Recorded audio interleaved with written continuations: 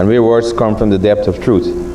Grant us, O God, thy needed guidance, so that we may deal justly with the several causes that come before us, laying aside all private interests, prejudices, and personal preferences, so that the result of our counsels may be to the glory of thy blessed name, the maintenance of true religion, the preservation of justice, the safety, honor, and happiness of the President, and the peace and prosperity of Guyana.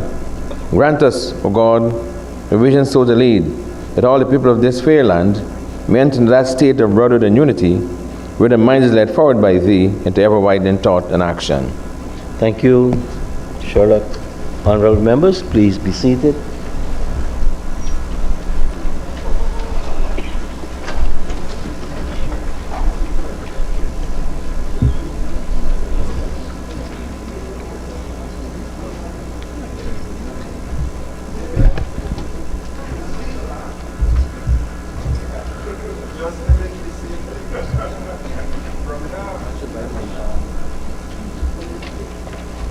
That's Indian.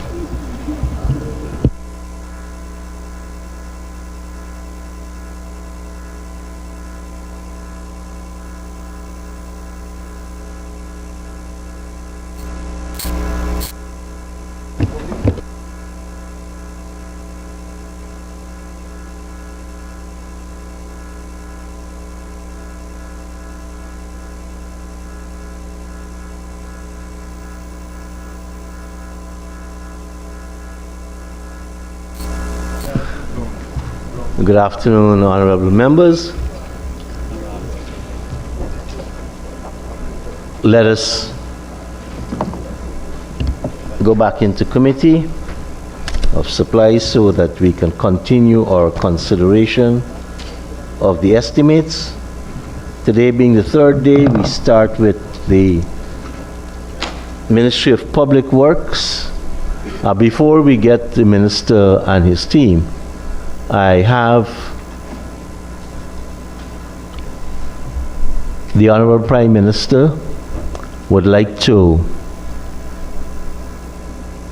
do an expansion of an answer he gave while defending his budget. And he has said to me as soon as possible before the end of this sitting, he will circulate the full answer in writing. Honorable Prime Minister. Thank you, Mr. Speaker. Members of the House, I will ask you to open your books, page 55, under Disaster Preparedness, Response and Management.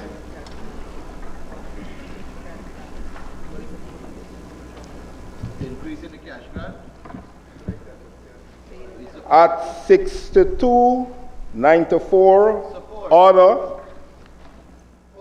Recall we had a discussion on the 72,620,000,000, and I want to offer the right disaggregation of that figure.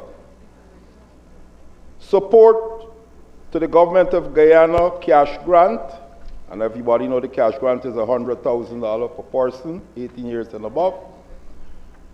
Support for the cash grants,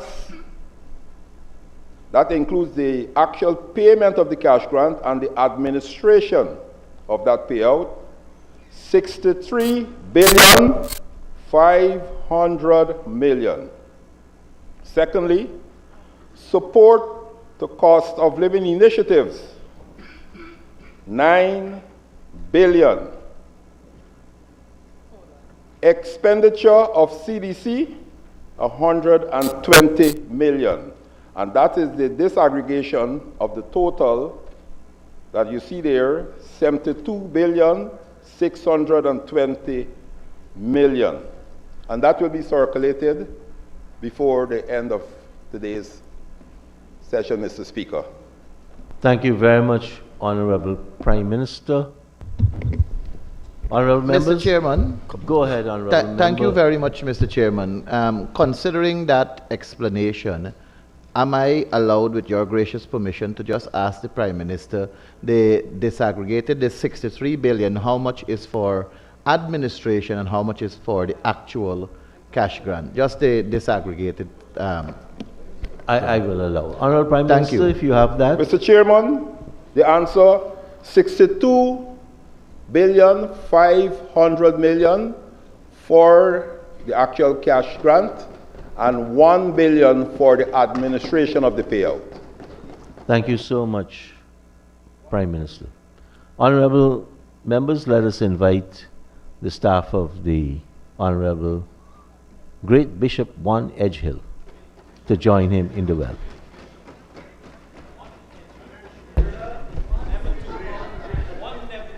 Mr. Chairman, thank you for your kind words. But I think, Mr. Chairman, since we're in committee, we also have something that we all could be very proud of. You know, West Indies has just won their match. And the former player, now commentator, Hasir Hussein, said something that's very interesting. Guyanese are powering the West Indies in this tournament. And I think that's very instructive of where Guyana is today, sir. I think we have some 6 players on the team, and West Indies is getting back to her glory days, but I think Guyanese are powering the West Indies at this time. And it's a bright spot for Guyana that we all should be very proud of, sir. Great Bishop, I was going to make mention that we congratulate the West Indies team on their 2 victories. I don't think you would ever want to miss that opportunity, Mr. Chairman. And especially for these last 2 games, and for a little while, I was going to say that Guyanese formed the backbone of this T20 team. It's because of the cash grant. The cash grant. Honorable members, the Honorable Minister is in place. His team is with him, and I will start his time running at 2:13. We have 1 hour to consider this agency. So let us turn to pages 174 and 175.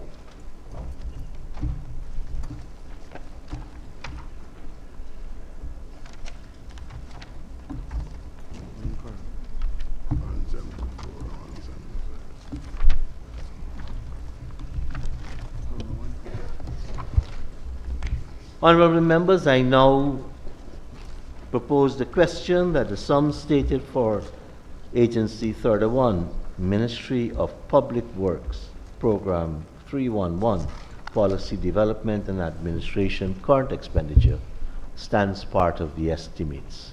Honorable Member, Mr. Saiku Andrews. Good afternoon, Mr. Chair.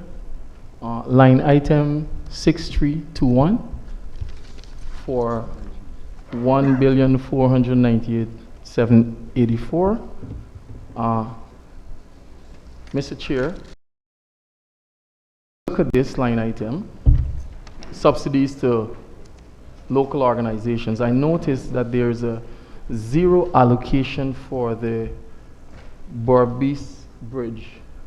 My question to the Honorable Minister is, can you explain, having toll-free crossing, how is it that this year there's no allocation for the Berbice Bridge? Honorable Bishop.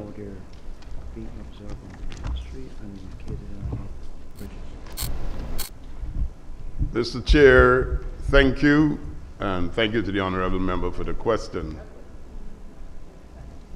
The Honorable Member would be reminded that the Government of Guyana announced toll-free crossing at all bridges as of August 1st, 2025. It means that the government of Guyana would have to absorb that cost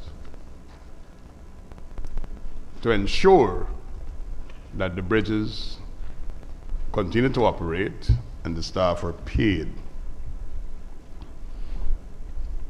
There are 3 bridges that were affected by that policy decision: the Demerara River Bridge, and I should say the 3 bridges in Linden, which would include the one that was tolled, the Mackenzie-Wisma Bridge, and the Berbice Bridge. In last year's allocations, there were monies that were appropriated to take care of that activity. And as a result, those bridges were compensated based upon their monthly operational expenses in a formula that was worked out. The honorable member is concerned that in this line item, subsidies to the bridge, it's 0.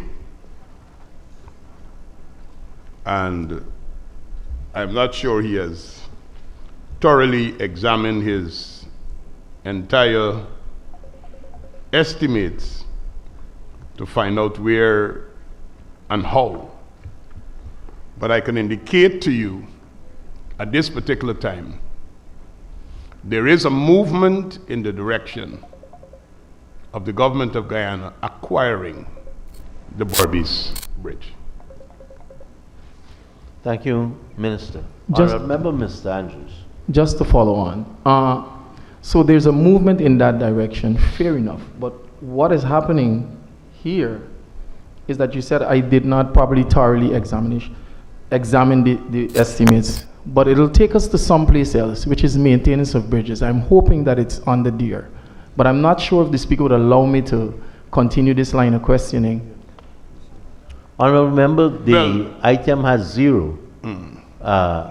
For me, as a first-time MP and first-time in the estimates, I allowed a little No problem. latitude. Thank you, sir. But I'm confident that the minister will tell us where those monies will come from in order Well- to ensure that. Well, Mr. Speaker, But he did if open... there is no allocation here, technically we can't prosecute. No problem. Thank you, sir. Speaker. Mr. Speaker. So when we, Honorable come, Member, when Mr. we come to the other program, he'll be free Yes. to ask his questions. Honorable Member, Mr. Manza Walton Desir. Mr. Speaker, and again, I'm not sure if you'll allow it, given what you just said, but it comes off of what Bishop Edgell just mentioned, that there moves afoot to acquire the bridge. I'm wondering whether the Honourable Minister could tell us exactly where are those negotiations? Is this an initial thought that they're having? Are there negotiations to do this advanced? Where exactly are we in terms of that idea that the government has? Let us wait until we hear from the Minister further down. Right? Okay. Honorable Member, Mr. Mahipal. Thank you, Mr. Chairman. Mr. Chairman, the same line item for the statutory body Transport and Harbors Department. Sir, on the maintenance of infrastructure,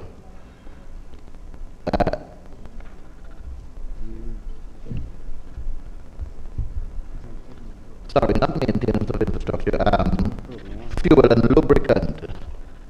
This is, can the Honorable Bishop guide us in terms of this $1.5 billion?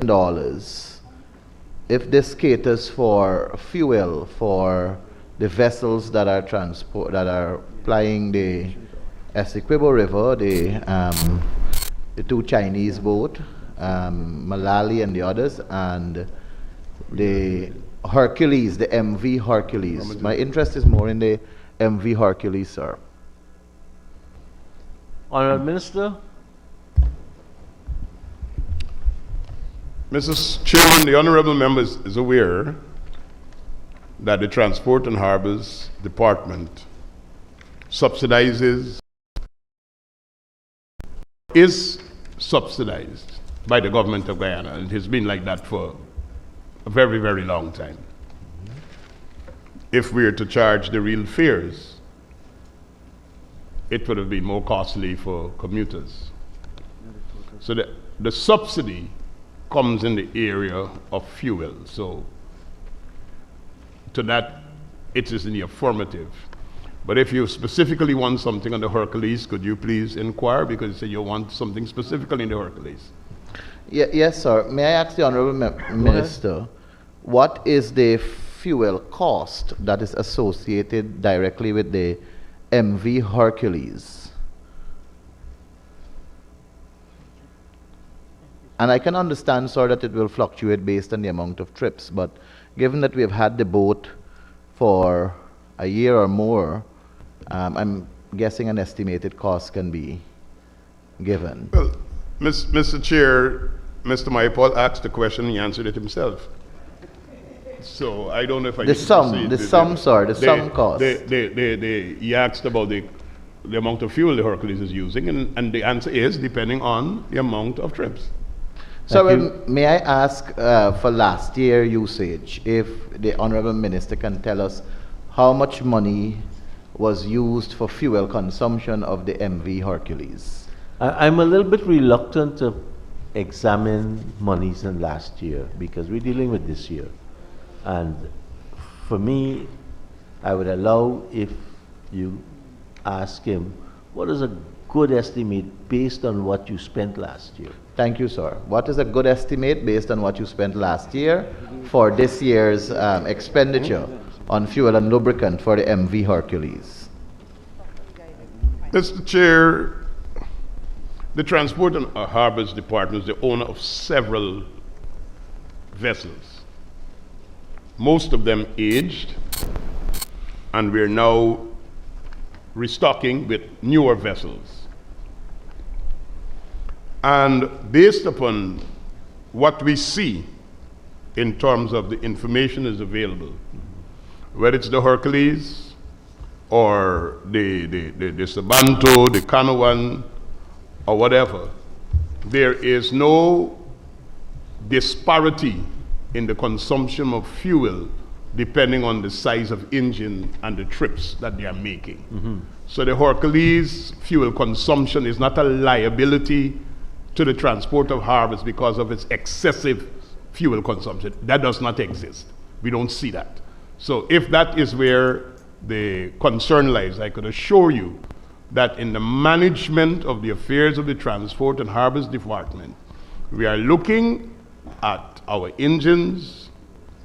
So we got boats that are doing longer journeys, like the MV Militia that goes out to the northwest. Of course, they will burn more fuel, but you're looking at distance and time. You have boats that go down to Bartica. You have the boats that go all the way into Port Kaituma, the Barima, the Kimbia. So that is being managed. There is no excessive movement. But if you want an exact amount of how much liters went into the Hercules for all the trips that it made for 2025, those are numbers that are in the accounting records of the Transport and Harbors Department. And I can tell you the Hercules burned $73,471,200 worth of fuel for 2025 in that area. Thank you very much, Mr. Chairman. Mr. Chairman, may I ask the Honorable Minister, reference to wages and salary, how much from this allocated sum is catered for the staff that operate the MV Hercules, the captain, the sailor, and the total amount of staff reference to this specific boat, the MV Hercules? Mr. Chairman, none of the government subsidy is used for the payment of staff. In 2020, when I assumed the office as Minister of Public Works, this House would recall that the Transport and Harbors Department was in shambles where salaries was concerned. They did not pay PAYE for the workers. They did not pay NIS for the workers. They did not even pay the union dues to the unions to the workers. We have since been able to turn around this entity. We are up to date with our PAYE. We are up to date with NIS. We are up to date with our union dues. And we continue to pay staff in a timely manner every month for all the vessels that are operated in this fleet.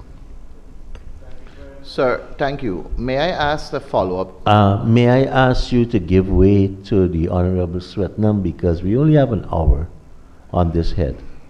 And she is in Can I- my blind spot, so she had her mic on for a little while. Thank you, sir. Can I Okay, come back? give you with one more. One, Give you the follow-up, one, thank yeah. you.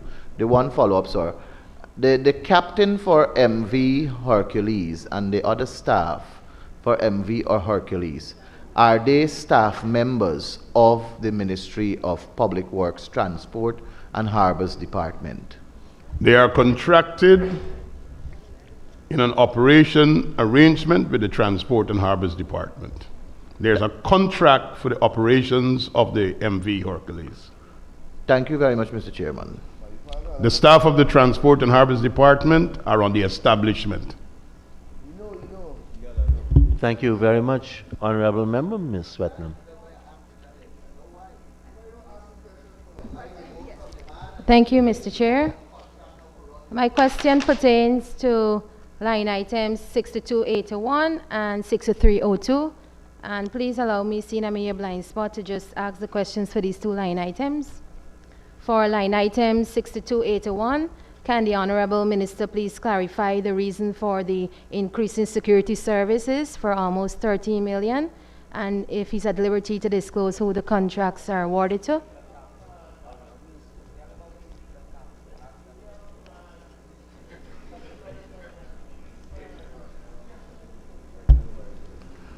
Mr. Chair, it's a $13 million increase. And this is in keeping with rates. There are salaries that have been increased, and it has to do with billings. All that has happened is that salaries have gone up. And the follow-up, Go ahead, is the Honorable Minister at liberty to disclose who are the firms? We have several. We have the Special Constabulary Force. We have Elite. We have RK. And Sheriff Security. Thank you. And for line item 6302, can the Honorable Minister please state the nature of the training to be done, the target audience, and the intended output and impact of the training? Honorable Minister. Mr. Chair, I would have appreciated if the honorable member would have said, would this be sufficient to do training? The Ministry of Public Works is a highly skill-intensive ministry. Engineers, technicians, project management people, and we have to keep people at the cutting edge, dealing with new technologies and being up to date with all that is happening. So we are basically here just dealing with our people, whether it's in the audit department, bringing upskilling, and dealing with the various technologies. This is a wide range, management and everything else.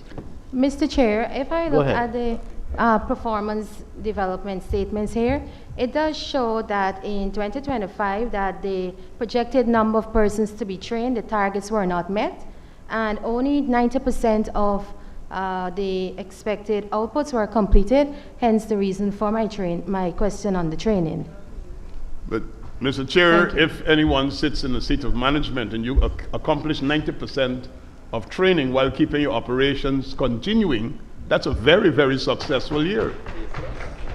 Because a lot of times you can have training planned and people to send on training, But you have national development priorities that some of the very same people who have to go on training have to address. A number of my senior officers here were supposed to go overseas to training. Cabinet papers prepared, financing available, but because of national development priorities, they were not able to go. We want them to go, but we have to be able to manage with that. So 90% is a good score. Thank you, Minister. Honorable Member, Mr. Mahipal. Thank you very much for your kind consideration, sir. Sir, if I may take back the Honorable Minister to the MV Hercules. The Minister was kind enough to say that there's a contracted arrangement between the Transport and Harbors Department and a contractor for the operation of the MV Hercules. May I ask the Honorable Minister, what is the contracted sum that is for the MV Hercules, and if it's monthly or by trip? Honorable Minister. Yes, sir. The Hercules, which is a tugboat that we bought, of which Mr. Mahipal is very well familiar with, was a boat that we had to bring into operation to ensure that Mr. Mahipal did not come to this house to complain about the lack of service for the people of Region 2 and Region 3 and Wakenham and Leguan. And the boat went down 4 months. We were having a greater demand than the capacity of Transport and Harbors. You would have heard that when we launched the boat, the MV Kawanaruk 1899, we spoke about the large tonnage of that we moved, the amount of vehicles, the amount of passengers. And in the first instance, when the MV Hercules was taken on board, it was operated by the Transport and Harbors Department staff.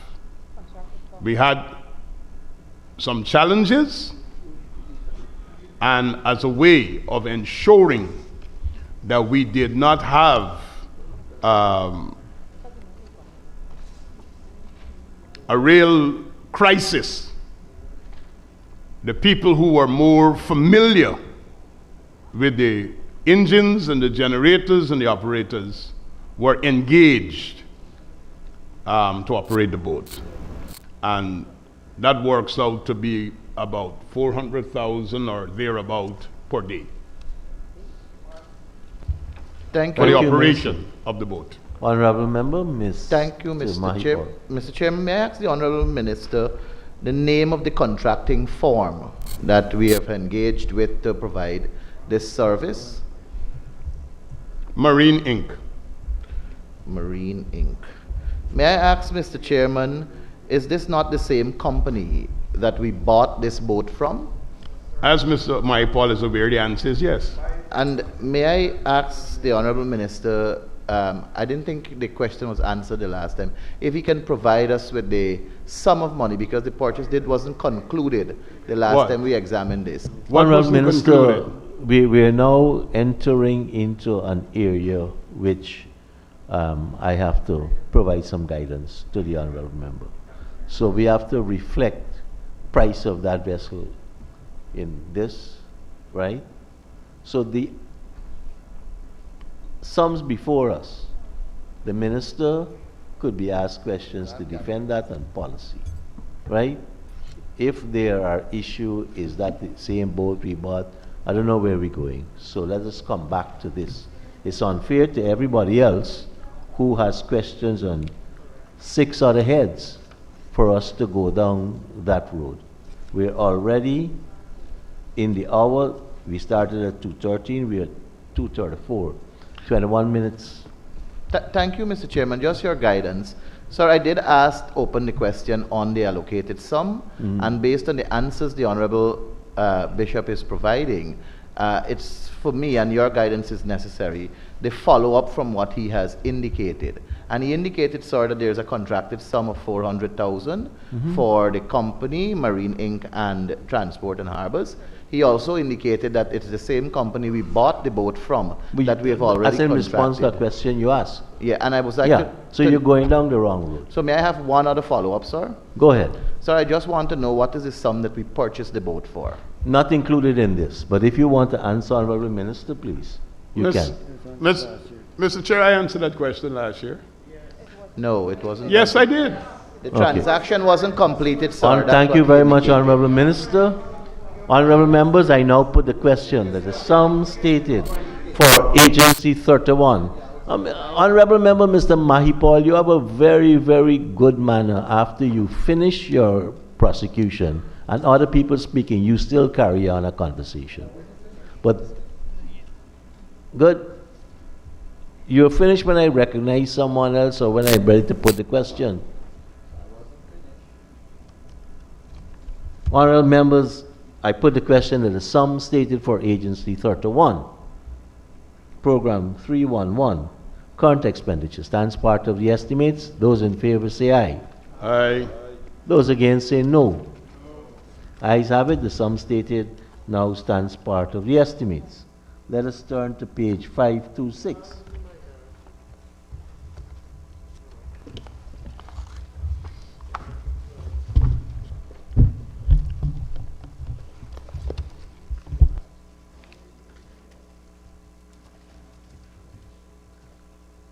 And I propose the question that the sum stated for Agency 31, Program 311, Capital, stands part of the estimates.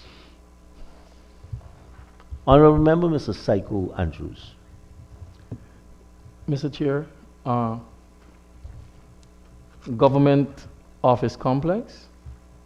So I noticed that the entire project amongst the $19.6 billion. Guyana Green Builders was awarded a contract for $15.5 billion. My question to the Honorable Minister, and so far, inclusive of the 2026 allocation, we would probably run into a disbursement of $16.6 billion. If I pit that against the contract, that's over the contract sum. So my question to the Honorable Minister is, can he explain the difference between the contract and the total sum of the project? And also, if the amount that is disbursed as of 2026, inclusive of the 2026 allocation, if all went to Caribbean Green Builders? Honorable Minister. Mr. Chair, I will guide the honorable member in understanding that this contract has a sum. There's a supervisory contract that is not part of this contract sum.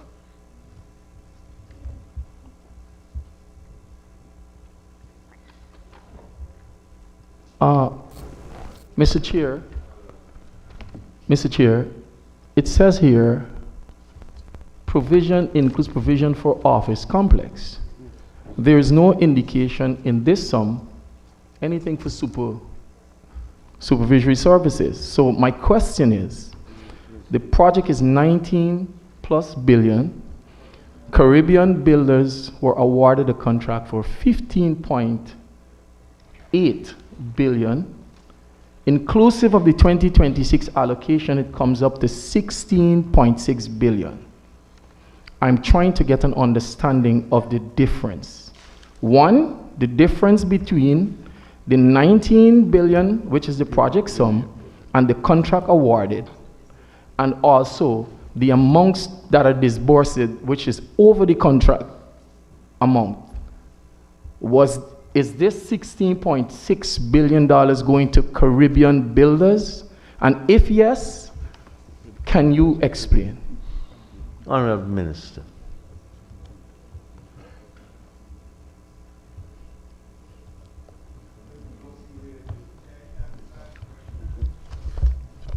you should try that elsewhere.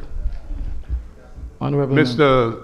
Andrews, Yes, the sir. contract sum remains 15 point whatever billion. Any difference is for the supervisory consultancy overseeing the same project. It's two different contracts. It's the same operation, two different contracts. You have Caribbean Green Builders, there's a construction, there's a design build. Then you have a supervisory firm that is overseeing, which is the FIDIC engineer. Thank you very much, sir. Thank you, Minister. Honorable members, I now put a question. I have a Go ahead, Honorable. And besides that, in this sum, 1.5 billion is for other projects on government buildings, capital buildings that are happening around. So all of this is not Caribbean Green Builders. Thank you, sir. Maybe I should have asked you to disaggregate, and Yes. maybe we could have gotten it. Yes. But in moving forward, this very project, there is a provision for a helipad. Yes, sir. So I wanted to, if the minister would be so kind to explain to us what justifies the need for a helipad. Is it that the office of the president will be moved to that building? Is it the office of the prime minister, those high-ranking government officials? Why would we need a helipad? Just for clarification, sir. Honorable Minister. Thank you, Mr. Chair. This office complex, 4 towers, 12 stories, will house 6,000 government workers. It will see the coming together of several ministries. I know the Ministry of Public Works will be there. I don't know if the Office of the Prime Minister plans to come, but the Ministry of Public Works will be there, and other agencies that fall under the Ministry of Public Works. It will have the capacity for 6,000. With 6,000 people being present, parking, emergency evacuation, standby power for utilities. This would carry with it its own well, its own, to provide water for a certain amount of days, electricity in case there is a fallback. It's a city that you're putting in place, a mini city that you're putting in place. So you would like it when it's done, and I'm sure you'd enjoy the services that come out of there. That will be close to you anyhow. I must say, Mr. Chair, Go ahead, Honorable. that the building looks very pretty. But the question here is the justification of the helipad. In Georgetown, we have hundreds of thousands of people living in the city. And with all of the monies we're spending on 4-lane roads, I'm very hard pressed to understand the need for a helipad for emergency evacuation. What happens to all of the other hundreds of thousands of persons when they need emergency? Do they fly with their cars? They're using the same 4-lane roads that we've invested in. So it's a substantial amount, I'm sure, that is going to that. So I just need for the There public. is no substantial amount that is going into a helipad, sir. You don't? There is no substantial I'm aware. amount that is going into a helipad. Because what you make Why did we build the office of the president at Vicinton Road with a helipad on the top?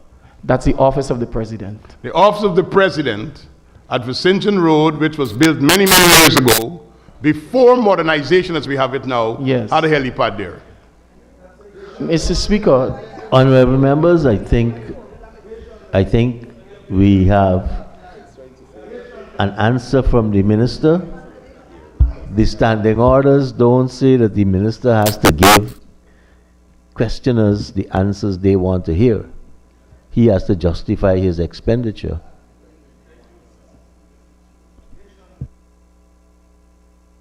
Honorable members, I now put a question that the sum stated for Agency 31, Program 311, capital expenditure stands part of the estimates. Those in favor say aye. Those against say no. Ayes have it. Let us turn to pages 176 and 177.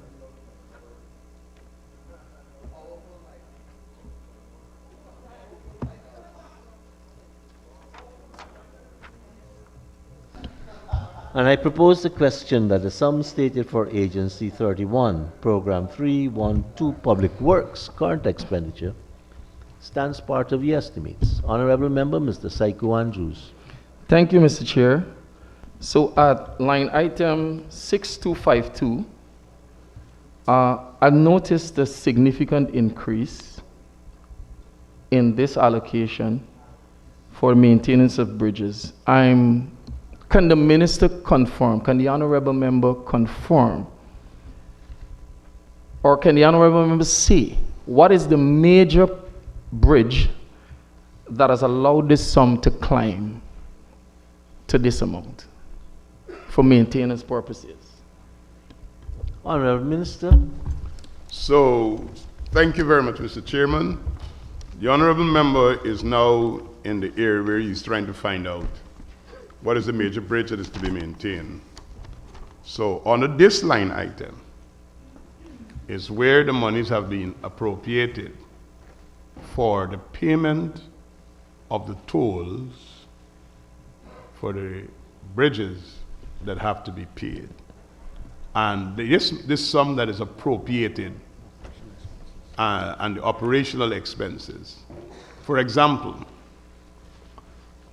all the staff from the Mackenzie-Wismar Bridge is now in the employ of the Ministry of Public Works. And the full maintenance of all three bridges in Linden is now with the Ministry of Public Works. All the staff from the Demerara Harbor Bridge is now with the Ministry of Public Works. And if you would have studied your documents carefully, and I see that you've been doing some reading, you will realize that some of this is moving towards moving the bridge to the locations that have been publicly announced, and it has to be operated and maintained. This river bridge, we have to pay the tolls up to a particular time by which we hope all the negotiations will be completed and it becomes the property of the Ministry of Public Works, Government of Guyana Ministry of Public Works, and the Ministry of Public Works will have to maintain everything at the Berbice River Bridge as well. So that is why we have this sum that is here. Thank you. Minister. Thank you very much. Mr. Andrews. Mr. Chair, so last year, this was on the subsidies. This year, it's on the maintenance. At face value, you assume that if we're going to take on maintenance of the Berbice Bridge, it means that we would own the Berbice Bridge. Can the minister say how far along are these negotiations for us to acquire this asset, one, and in acquiring this asset, what is the ballpark figure we expect? Because my knowledge says that the contract, the concession agreement is supposed to come to an end in 2027. So if we're going to negotiate to own this asset, what is the ballpark figure that we anticipate we are willing to pay 1 year in advance for this project, for this asset? Honorable Minister. Mr. Chair, at this particular time, the reason why the money is on the maintenance of bridges, because this money will not be handed to a company. This money will be with the ministry that will have to operate the bridge. So that's why it's properly placed here. The Berbice Bridge, and I don't want to use this opportunity to make announcements. I want to use this opportunity to inform the House that the government of Guyana is on its way, finalizing all the I's and dotting all the T's for the ownership of the Berbice River Bridge. And based upon the figures that I've been looking at, what it will be costing the Treasury for the acquisition of the bridge would be less than if we had to pay tolls between now and next year, based upon the figures that I'm looking at. Thank you. Thank you very much, Honorable That's all I would say Minister. for now. Honorable Member, Ms. Swetnam. Thank you, Mr. Chair. Line item 6302. I have a very special interest in training, as we need personnel that are up to par. Can the Honorable Minister please state the nature of the training to be associated with this sum and who are the target audience. Everything. OSHA, Honorable Minister. engineering training, project management, especially This- occupational health and safety. But deal with things like occupational health and safety, project management, human resource management, general equipping staff in the various departments that fall under this program to ensure that at all material times we are at a cutting edge and we are seriously being able to execute our task. So am I hearing you clearly? This is intended for your staff members? Yes, it's only for staff members. Okay, Ms. Swetnam is here. I see you looking around. I don't see where they. Right here. Thank you. Oh, sorry. Right here. Yes. Yes. All the training, whether in program 1, program 2, specifically staff. The ministers don't go and train. The ministers attend conferences and meetings, not training. And remove cars off the road too. Thank you. That requires some. Honorable Member. Mr. Qs Sharma. Thank you very much, Comrade. Mr. Chair, just to the Honorable Minister on the matter of the bridges that we spoke about. The Mackenzie-Wismar Bridge, which falls under the Bridge Act, there is a relationship of revenue sharing between the government and the municipality. Just for some clarity from the Minister, I know that it is good to see provisions in place for those staff, but is there any consideration for the act which provides for that relationship of remitting revenues, which is now going to be taken away, or free toll? What becomes of that arrangement for the revenue sharing within that provision of the Act 5104? Mr. Chair, the honorable members asked a very interesting question, and if he wants me to spend the rest of the hour on this, we can go ahead. This bridge, the Mackenzie-Wismar Bridge that he's talking about, it falls under the Bridge Act. And there was supposed to be a certain amount of expenditure that goes to the mayor and town council of Linden. Is a bridge that had to be funded wholly for its operations and maintained by NISIL. Totally by NISIL. When they were unable to fix this bridge, NISIL had to step in and fix the bridge. NISIL paid the staff. Not one square meter of board or one rod of iron was ever provided by the mayor and town council of this bridge. So the gentleman who served as mayor of Linden ought to have known that as well. But what was happening is that they were getting a percentage going to the council for social services and all the rest of it. Salaries. And if I channel the honorable member to tell the House how much of that money that was given to the mayor and town council was spent on social services, the answer will be zero.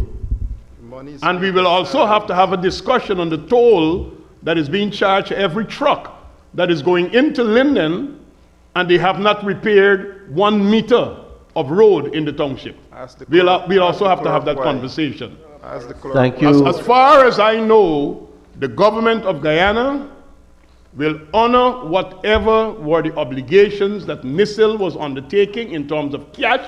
The government of Guyana will make that money available to NISIL. NISIL and the main town council will work out their issues from there. But I thought I'll also be able to put that in perspective. Thank you. Thank you very much. That Minister, we will go be ahead, having our honorable member. remittance.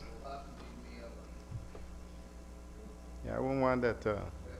Honorable members, Won't want I that. now put a question that the sum stated for Agency 31, Program 312, current expenditure, stands part of the estimates. Those in favor say aye. Those against say no. Ayes have it. The sum stated now stands part of the estimates. Can we turn to pages 526 and 527?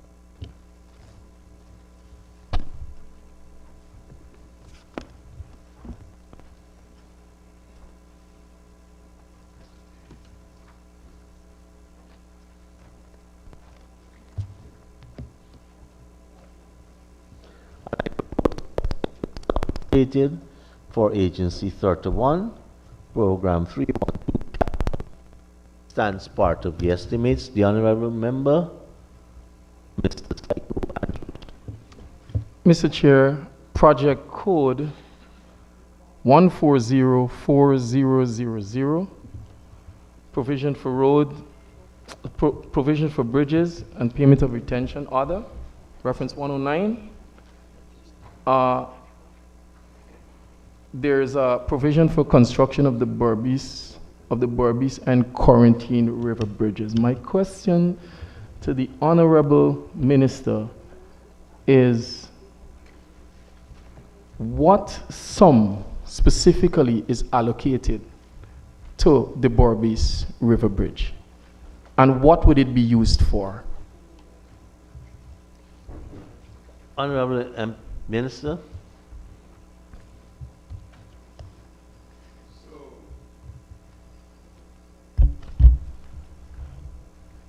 I will direct the gentleman back to his project code, and he will see that under a line item specific refers to foreign funding. Local is what comes from the consolidated fund. And you will see a sum there on the specific, and that would have to do with expenditure anticipated in relation to the Berbice River Bridge for 2026.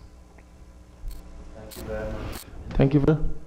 Honorable Member, Dr. Richards. Thank you, Mr. Chair. I have one question for the Honorable Minister of Public Works under Project Code 1240-900, Infrastructural Development.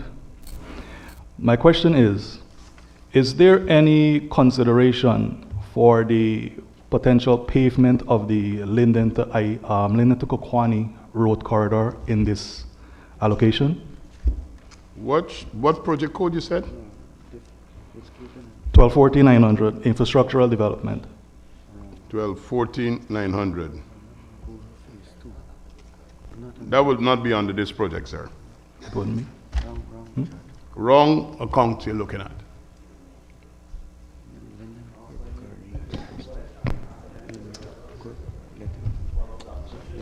Okay, for a follow-up, is there any consideration for the pavement of that road corridor, sir? Which road corridor?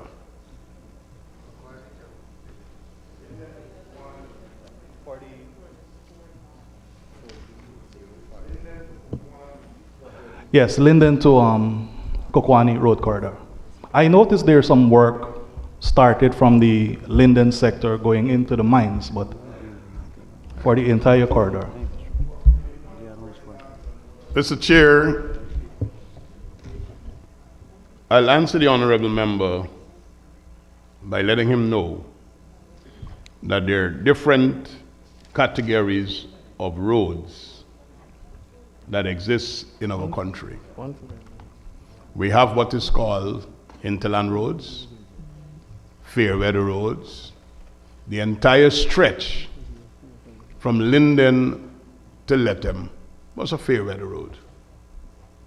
Government, because of its connectivity agenda with South America and the movement in terms of opening up Guyana for business, have moved that road from a fair weather road, and we've started the first lot, into asphaltic concrete. We are building a road from Oriala to Kokwani, which is going to be completed the last 20 kilometers this year. That's a fair weather road. Kokwani to Aichuni has always been what is called a mining road. We are now upgrading that mining road to ensure it could come to a state to deal with the traffic, and more particularly with the smaller vehicles because of the population in the area. We have not reached that stage yet of going into what will be called an asphaltic concrete road of a similar nature like what is happening now at Linden to Mabura. we're not there yet. Thank you. Honorable Member, Ms. Swetnam. Thank you, Mr. Chair. Line item 1903400, Guyana Restoration Project. Can the Honorable Minister please highlight some of the areas earmarked for this project?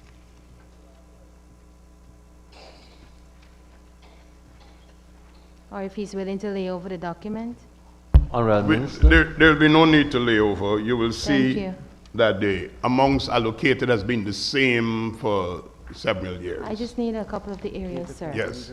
This caters for 170 staff that operates in several different communities that help to maintain road shoulders, that help to maintain community centers, government office complexes. It includes the purchase of their tools, their twine for their brush cutter, or the string, sometimes they call it, and all the rest of it. Thank you, Minister. Thank you. Follow up. Honorable Member, Mr. Mahipal. Thank you, Mr. Chairman. Mr. Chairman, 1601,000 stellings. They allocated some there, $2,740,712,000. Can the Honorable Minister please disaggregate the figure and say what is the sum associated with the work expected to be done at Parika Stelling and the work expected to be done at the Supernam Stelling? Honorable Minister. Sure. Mr. Chair, the Honorable Member will be aware that the Parika, what we call the Parika Stelling, is being built into what will be soon known as the Parika Port and Terminal. We have designated monies in this year budget. $68 million will be for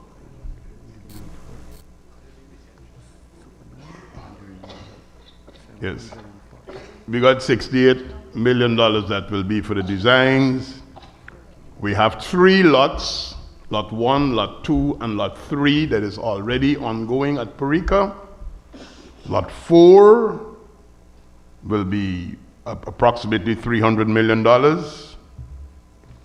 We have to deal with the access roads and the parking apron out there at Parika. There's going to be about $110 million. And the putting in of the vehicular scales and approximately $120 million. The administrative building and waiting area and marshalling shelter, $150 million. So about $700+ million would be spent at Parika in 2026, and about $500 million at Supernam. Supernam is becoming a hot spot, and the people of Essequibo are very pleased with the level of connectivity that they're enjoying, but the facilities there are aging, and we have to get the catwalk fixed. As a matter of fact, I think, Mr. Chairman, there will be 2 days of this week, Thursday and Friday of this week, Friday and Saturday of this week, when we will not be able to operate the roll-on ferries. We'll only be able to do side boarding, and those are 2 days that we have to take out to repair the Lingspan Bridge that is damaged. So we have to be able to get things done there. We want to expand the northern section of the ferry docking terminal and the general upgrade of what we're doing at Supernam, and you will see those designs. So it is divided with just about $720+ million Parika to continue what is already started, and Supernam about $500 million. That's where we are. Thank you, Minister. Thank you, Mr. Chair. May I engage the Honorable Minister on Project Code 2700500, reference reconditioning of ferry vessels.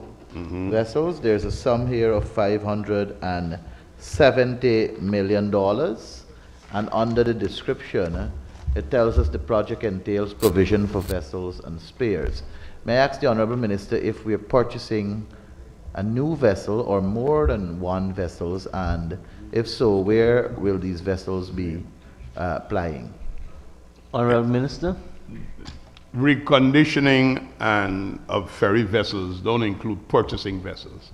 This is about docking and spares for the maintenance of the vessels. Thank you, Minister. Honorable Member, Thank Mr. you, Mr. Mahipal, I see time running, and Thank you, Chair. the leader of opening in the House had his mic on. So he's passing. Go ahead. Thank you. Honorable Member, Ms. Williams. Me, Mr. Speaker. Don? Thank you, Chair. I would like to turn our attention to Project Code 1405200 Hinterland Roads. At a glance of this budget, I see a summary of $10 billion allocated for the Hinterland Roads. Can the Honorable Minister be kind enough to say to us, or to give us a breakdown of how much of this will be spent on completion of roads, how much will be spent on the construction of new roads, and how much will be spent on rehabilitation? Honorable Minister. So, we have roads that are currently under construction. The Honorable Member is fully aware of that. So from this amount, to complete those that have already been engaged in a multi-year project for 2025-2026, the rollover sums will, for roads in regions 1, 7, 8, 9, and 10, will be $3.15 billion. In terms of new roads, whether it's regions 1, region 6, which would include the Oriala waterfront and bridge, and 1 kilometer of rigid pavement road in the Oriala area. In region 7, in key corridors that we have to do work, Barjako-Pataru Road, miles 2 to 3, we're doing 1 kilometer of rigid pavement concrete. 5 miles housing scheme, another 2 kilometers of rigid pavement concrete. Mora Camp, another kilometer of asphaltic roads. Rehabilitation of Dock Point Main Access Road, 900 meters of concrete road. A total of 235 projects spanning 1, 7, 8, 9, and 10. And the new works that we are talking about, the amount will be $6,489,849,716,000. But there were 235 projects spread between 1, 7, 8, 9, and I told you about the 10, Oriala. Thank you very much, Honorable Minister. Honorable Mr. Chair. Member, Mr. Andrews. Mr. Chair. Honorable Member, Ms. Dawn Hastings Williams, you had a follow-up? Yes, thank you. Okay, Thank you Mr. for Andrews, that, just hold that. Let's take her first. Thank you, Minister. Taking into consideration, especially these roads in remote areas, in our remote hinterland, and you know, we have, in terms of their logistics, their terrain, weather, and all these things, what risk mitigation or strategies has the ministry adopted to prevent like cost overruns and delays? We had an experience with like Perima Airstrip, so I'm asking what strategies do you have in place in case of— Well, I can tell you what we have to deal with. The reality, I don't know about cost overruns. We're dealing with delays, and delays is basically because of rain. But the government's policy that is driving hinterland development have seen simultaneous implementation of projects and of a high quality. Because what we are doing Government is providing the materials in many of these projects, and we are hiring the labor from the communities, bringing economic advancement in those communities and training new people with new skills. I mean, a lot of these concrete roads, 60, 70 persons in the community are working on them, and we're doing several at the same time. The challenges that we would have had is rain. We have been able, like for example in Madhya, when we had challenges with stone, we went out and stockpiled the stone in Madhya to ensure that we could execute. Region 1, there's a consideration of a similar nature. But if there's anything that every member of this National Assembly should be proud of, and we should reduce our anxiety for criticism because it has a very serious consequence, is the level of participation and development that is coming to hinterland communities. In a lot of these communities, people have said things like, why are you building the road here? And you start so. The people said, let's build the road in the areas where the schools, the health center, the ICT hub, because of the dust issue. When some of the children went to the hot meals program, the dust was actually there. So we build the roads in the center, and then we're spreading out and going out to the ends. In the big villages in Region 9, where there's access to machinery to do asphalt, which is faster, we have been able to do that in several villages in Region 9 as well. So every member of this house who travel Guyana, the one thing we could be sure about is seeing the level of development in the hinterland and the participation of the people in that developmental process. And I think the Hinterland Roads program is one of the programs that we should be very, very proud about, all of us in this National Assembly. Thank you very much, Mr. Chairman. Mr. Chair, I want to go back to 1404000. So we're going to back to the quarantine, the bridges. We are aware that Suriname, we have this issue with Suriname claiming ownership of the quarantine of the river, right? So my question to the minister is, with regards to the arrangement, how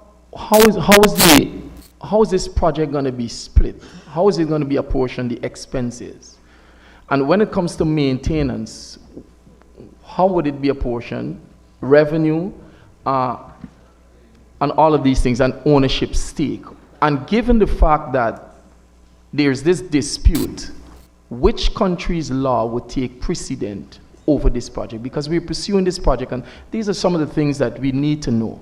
What is going to be our ownership stake? What is going to be our contribution? What is going to be Suriname's? Who's going to, all of these things. Can you, in a nutshell, give us an understanding of what is going on with those issues? Honorable Minister. Mr. Chair, there is no allocation for the Quarantine River Bridge under this code that the gentleman is, and I would offer to him, we could have that discussion on a television program or at not a forum, because I can say as the Minister of Public Works that I've advanced the project. With the Surinamis, none of the issues that this distinguished gentleman has asked has ever arrived. We have gone together. Guyana and Suriname has gone together. We have got the consultancy for the design. We went together. We have evaluated. We have a preferred contractor. We have gone together. They have, none of the issues that the distinguished gentleman arose has ever been an issue that is on the table when it comes to the Quarantine River Bridge between Guyana and Suriname. So I will not venture into that way. I would just... Honorable Member Mr. Andrews, we have the Honorable Chief Whip with her mic on. We have the Honorable Member, Mr. La Cruz. Mr. Speaker, just, would you permit me? We have zero here, so it's hard for me to permit you. Mr. Speaker, Okay. Go ahead. Time is Go ahead, not Chief. up. I really appreciate all the good people who are keeping time with me, because we have 8 minutes saved from yesterday, so that is carried over. So we have 2:13 and 8. We can go as far as 2:21. on this yet. Honorable Member, Chief Whip for the Opposition. Thank you, Mr. Chair. Honorable Minister, 321, sorry. I'm looking at line item 140-4900. I'm vacillating between that and 140-4200, where it's obvious now that they've started work on the Dennis Street. It appears as though they're going to be doing some rehabilitation work there. I'm trying to find out if that is on the 140-4900. Dennis Street.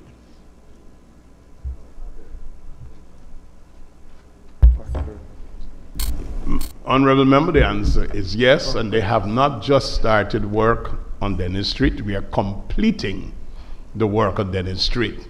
This Dennis Street and Duncan Street and Francois Avenue are arteries for connections between Sheriff Street and the extended Conversation Tree Road that we are moving to complete from Dennis Street to Francois Avenue, 4 lanes.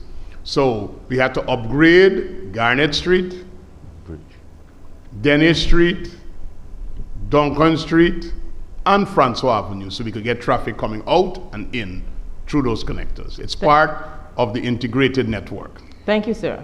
Just to follow up on that, I recognize that they're trying to get a 4-lane on both sides of the canal on Dennis Street, if I'm accurate based on what I'm seeing.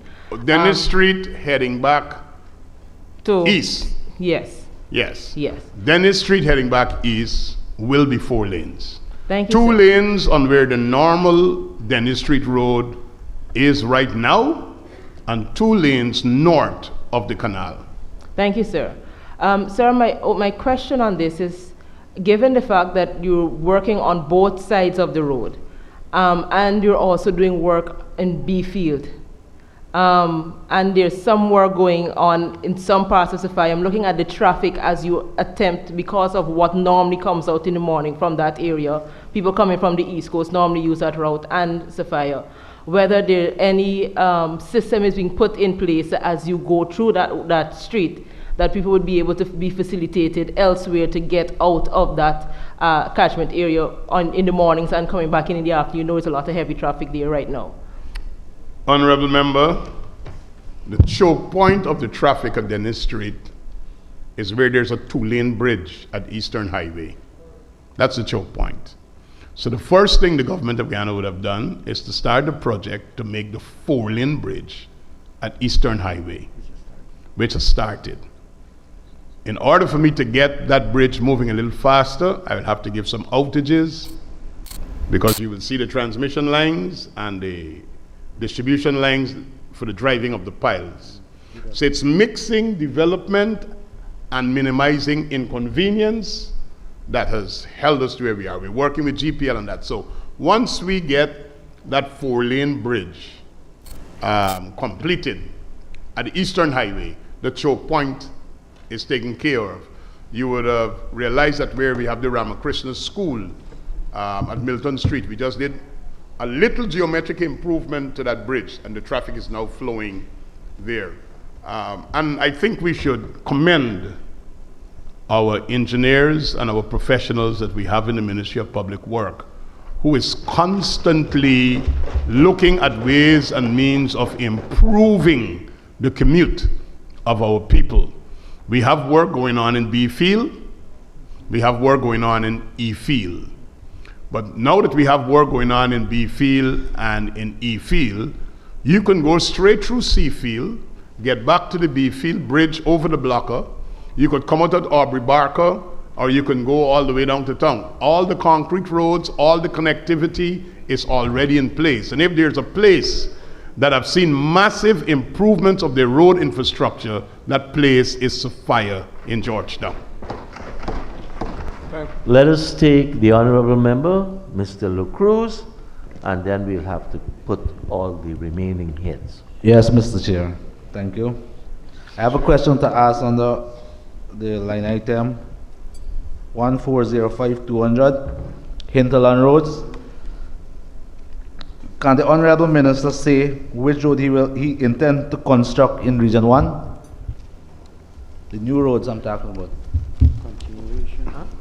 Honorable Minister. Well, the honorable member will be pleased to know that the continuation of the linking of the road between Moruca and Quibana, that 26 kilometers of road, is one of the roads that you're interested in, and it will be completed. Thank you, sir. You will also be happy to know, because you live there, that the Rincon Road, which was causing some problem, are being done by the Ministry Special Project Unit with some of your own colleagues working on that project. So you would be happy to know that. We are continuing 1 kilometer of concrete road going up to Quibana, and we're doing 1 kilometer from Quibana coming out. And why is that? I hear a lot that was said in the debate about free, prior, and informed consent. The people who live in Quibana says if you are coming like this, it can take forever to reach us. So work this side and work that side. And the government, as a faithful servant of the people, putting people first, have listened to the people, and we're working from both ends.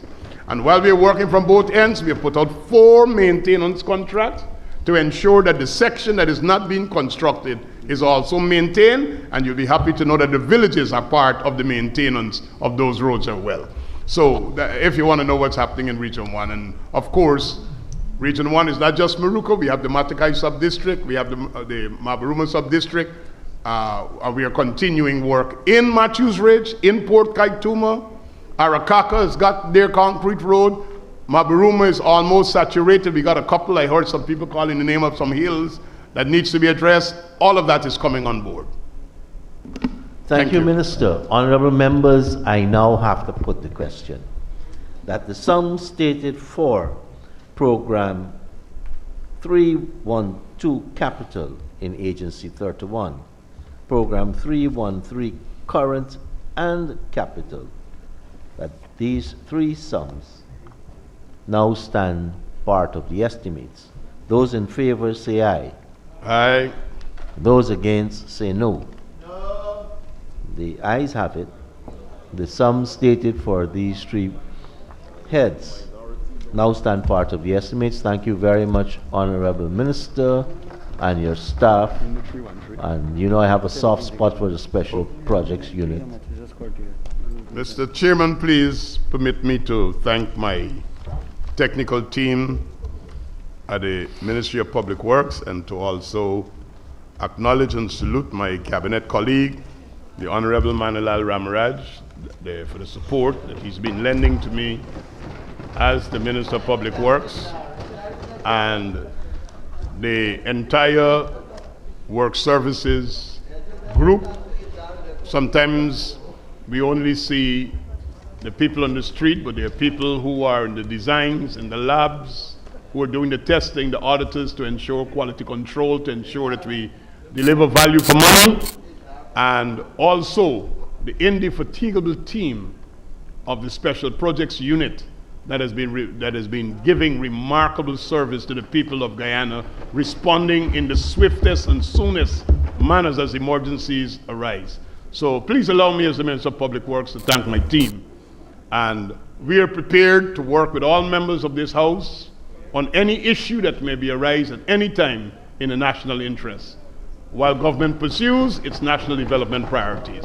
Thank you very much, Mr. Chairman. As you open that, please, the railway embankment where Middleton Street is, yes, you know, we need to expand that little, not the median, it's where we go over the railway track. It's breaking away from the edges almost 1/3 from the western side. The entire Milton Street. No, but just do that piece, because every morning you have a bottleneck there. We'll get that fixed for you by tomorrow morning, sir. My Special Projects Unit is listening. It's for the... I'm serious, they will fix it before tomorrow morning. It's for the other 1,000 drivers who pass there every day. But we are going to be fixing that entire area. Yes. And pushing in a green park, well, a green space. You know, we have moved out all the trucks and all the junk and everything. The people must have their community to enjoy, and we be able to keep moving on it. So, congratulations, Honorable Great Bishop Juan Edgehill, Minister of Public Works.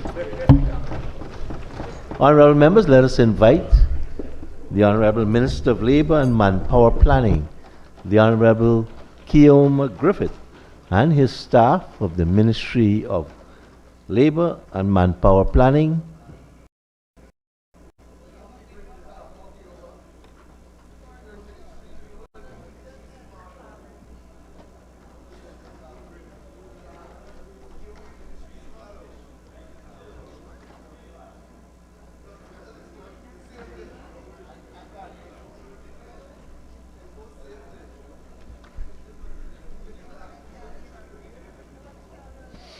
Ministers, you're taking this by yourself, I see. It's me alone. Thank you very much. Honorable members? My team is entering, sir. They're coming down. Just allowing the...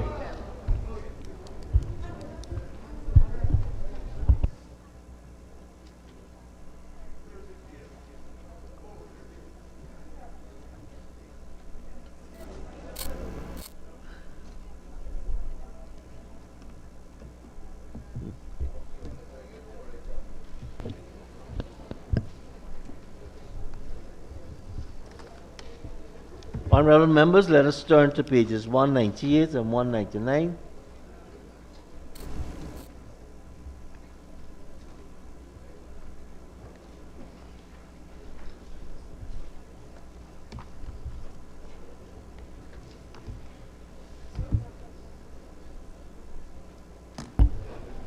Mr. Chair, just a few more of my technical officers are entering, sir.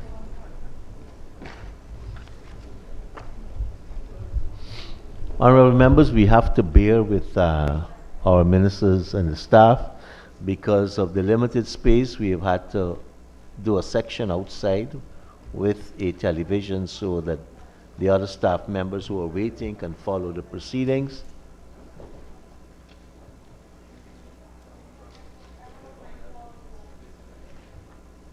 My Paul, you're missing a few pages again?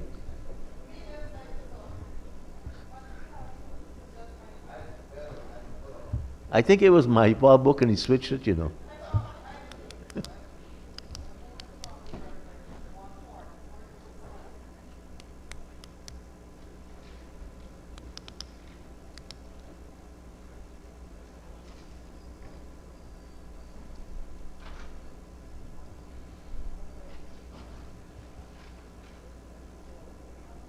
You have a few more staff coming, Minister? We can proceed, Mr. Chair. Proceed? Yeah. While we wait, The others will fall in. They won't I haven't been able to see the Honorable, your Labor, Occupation, Safety and Health Officer Prandat since the passing of his nephew, family. The guy killed on the bridge with a cement truck. One of the relations is here with us.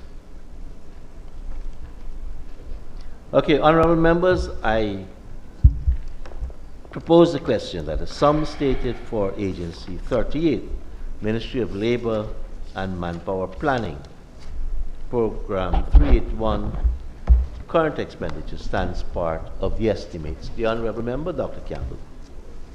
Thank you, Mr. Chairman.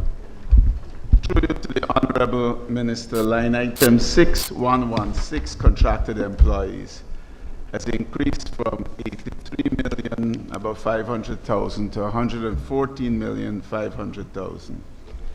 I have a two-part question. One, even if I add 8% to that, it takes me to 90 million. And then I have a difference of 24 million. But when I look down at line item 6116, the breakdown of the staff in details for contracted employees, it only increases by 1. Could the Honorable Minister say what is the salary and designation for that single contracted employee? Honorable Minister. Thank you, Mr. Chair. Thank you, Honorable Member, for the question. Under 6116, there are 4 persons who have been employed, which is the reason for the increase. We have employed 1 deputy permanent secretary who is acting in the role of permanent secretary, as well as 1 personal assistant, 1 public relations officer, and 1 system support officer. A follow-up, sir. Go ahead, Honorable Member. You're saying that you're increasing by 4 from 2025. if you look on the right side, it says you're only increasing by 1, 27 going to 28.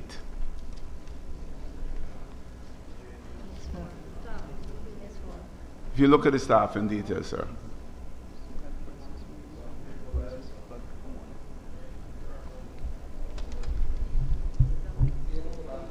Sir, as I said, we've hired 4 persons, and that is the reason for the increase. Respectfully, sir, so the record here is incorrect? Because it says 27, 2025, and 28, 2026, which is just 1. I'm okay if you say it's 4. We can move on.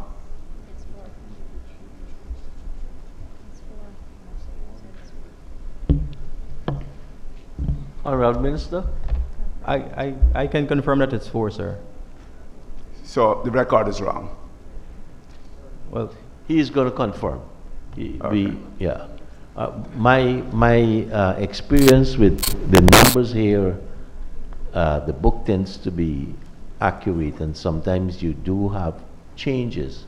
You may have 3 retire, so 4 hired, but the net effect is 1. sorry, which program are you looking at, Mr. Campbell? 6116. In program 2 or? For Policy Development and Administration. 81. The very first program. Program 1? Yes.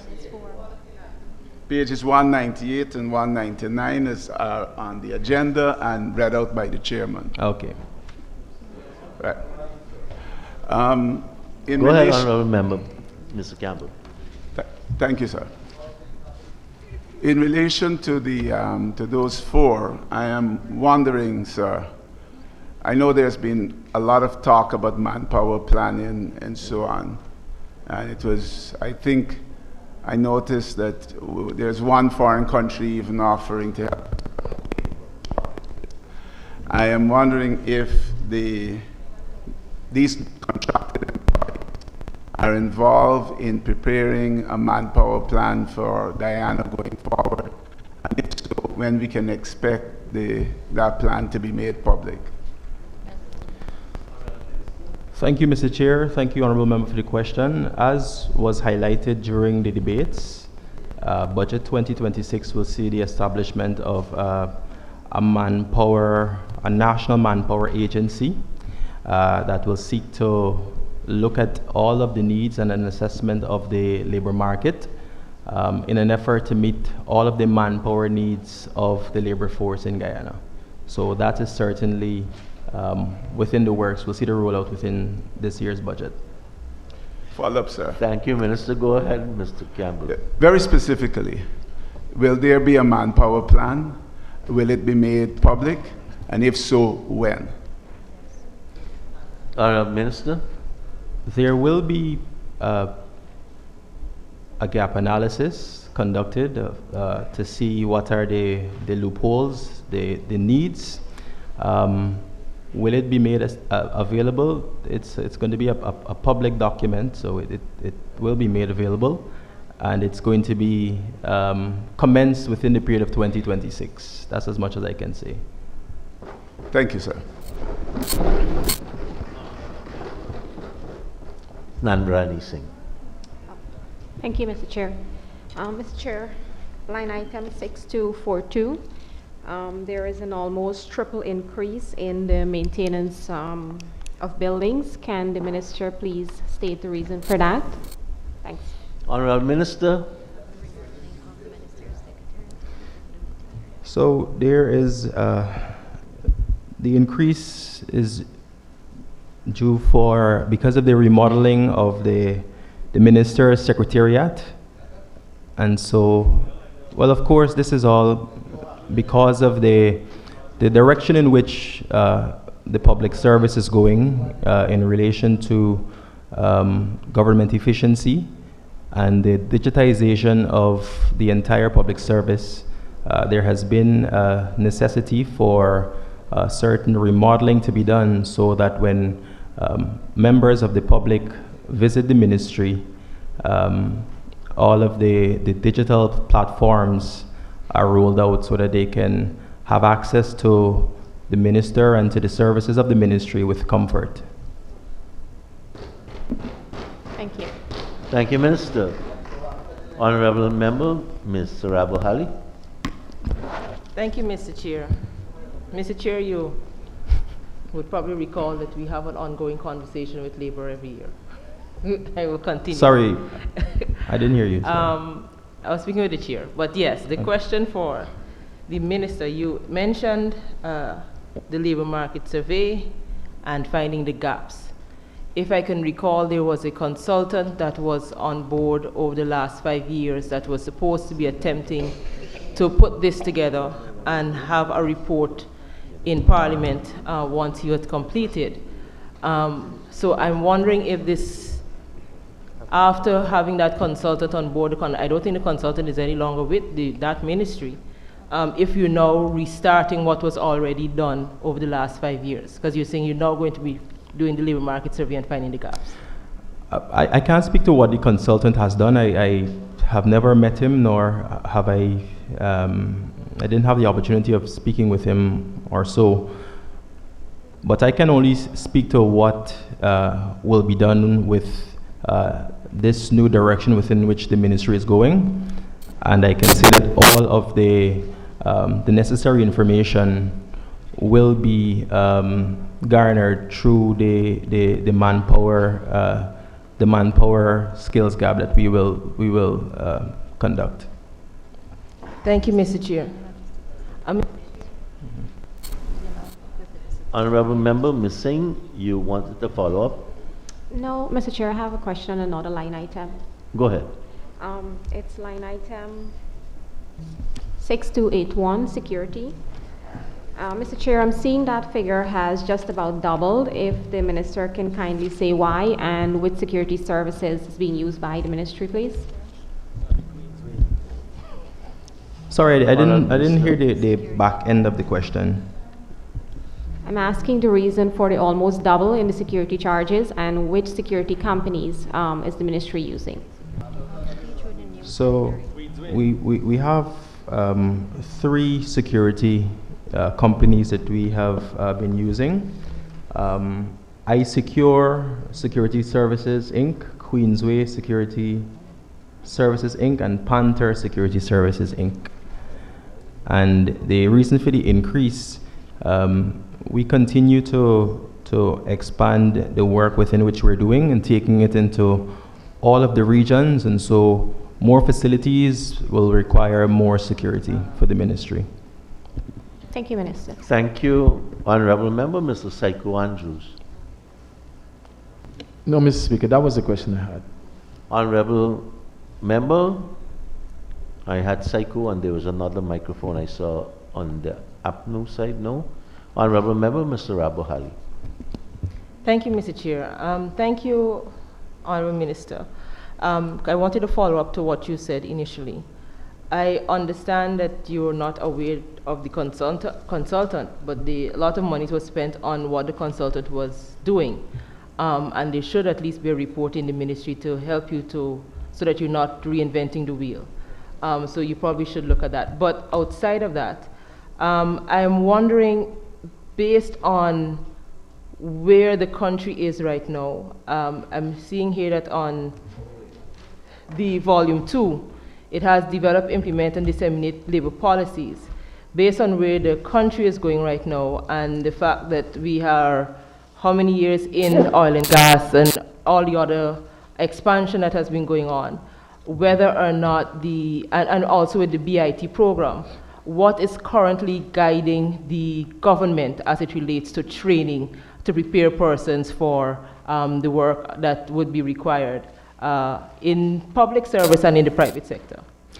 So, Honorable Minister. Thank you, Mr. Chair. Thank you, Honorable Member, for the question. This is exactly why the element of manpower planning has been created and added to the Ministry of Labor, specifically by His Excellency, so that with all of the transformation that Guyana is seeing, that we can properly place our people to be a part of the transformation.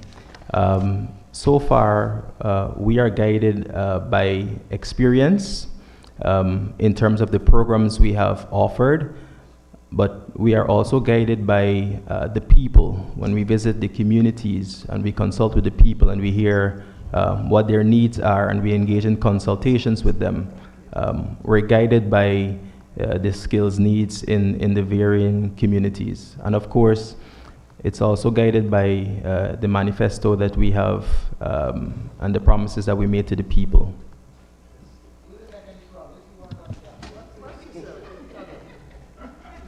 Thank you, Minister. Honorable members, I now put a question that is sum stated for Agency 38, Program 381. Current expenditure stands part of the estimates. Those in favor say aye. Those against say no. Ayes have it. The sum stated now stands part of the estimates. Let us turn to page 531.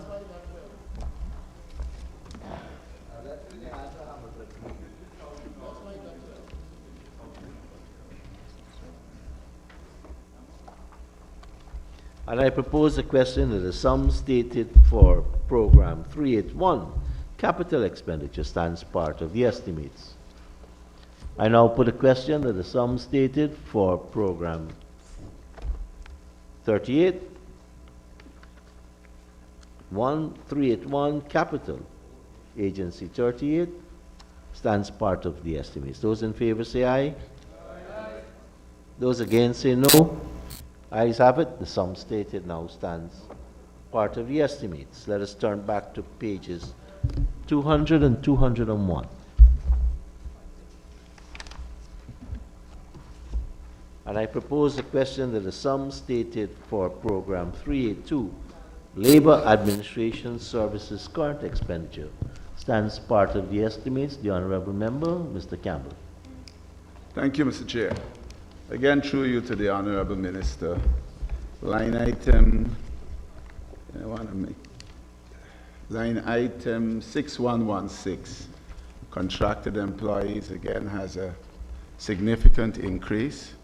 And on the staffing details, we see that it's increased by 8. Can the Minister give us a breakdown of the 8 contracted employees, their designations, please? And maybe salaries, if that's possible. Thank you, Mr. Chair. Thank you, Honorable Member. The reason for the increase in the line is the employment of 8 occupational health, safety and health officers, so that there can be a representation in all of the regions, and 1 labor officer. Each at the salary of $161,902. Thank you. Member, Ms. Singh. Thank you, Mr. Chair. Mr. Chair, line item 6321 on page 491, local subvention subsidies. Mr. Chair, I'm seeing last year $4 million was budgeted for National Advisory Council on Occupational Health and Safety, but that was not used. Can the Minister, and I'm seeing another $4 million is budgeted this year again, can the Minister please advise if that council is active?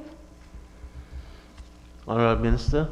Thank you, Mr. Chair. Thank you for the question, Honorable Member. At this point in time, the council has not been reconstituted at this point in time. Thank you, Minister. Mr. Chair, follow up? Sure. Go ahead. Do you have, Honorable Minister, any idea when that council might become active?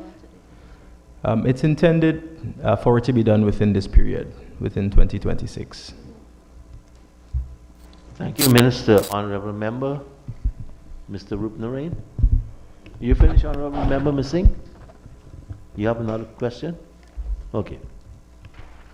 Thank you, Mr. Chair. Line item 6322. I noticed that last year's budget was allocated $4 million. This year it's given a 350% increase. Can the Honorable Minister indicate what has contributed to that increase? Honorable Minister. Thank you, Mr. Chair. Thank you, Honorable Member. This allocation goes specifically to the International Labor Organization, and the cost for the payment is as a request of the ILO, and so they would send to us the amount which we're required to pay. And so that is why there is that increase. Thank you, Minister. Honorable Member, Ms. Singh. Thank you, Chairman. Sorry, Mr. Pandey, Ms. Singh is on it. Follow up on the line item about the National Advisory Council. Honorable Minister, if that council is not active, and I believe I heard you just mention that some occupational safety and health officers were hired, and if the council is not active, who is advising or guiding what is the work to be done on the occupational health and safety? We have a consultant who works with the ministry.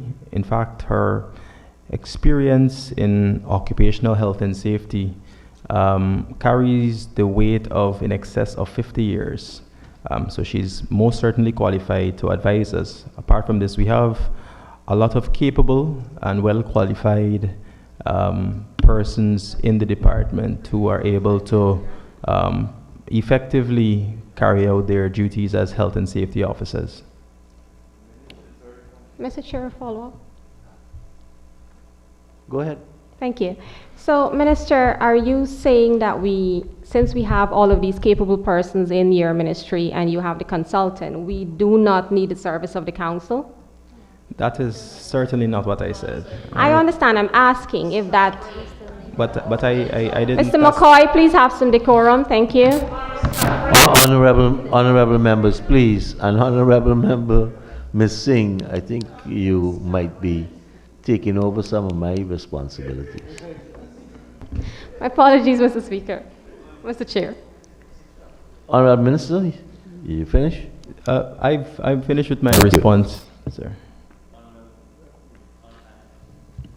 I had the Honorable Member, Dr. Barker, and the Honorable Member, Mr. Pandey.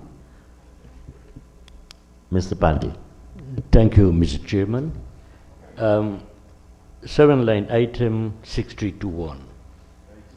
I noticed the budget of 2025 was 31 million. The LE was significantly reduced by $11 million. And then we replaced the 2026 again with 31 million as in 2025. Could an explanation be offered, please, by the Honorable Minister?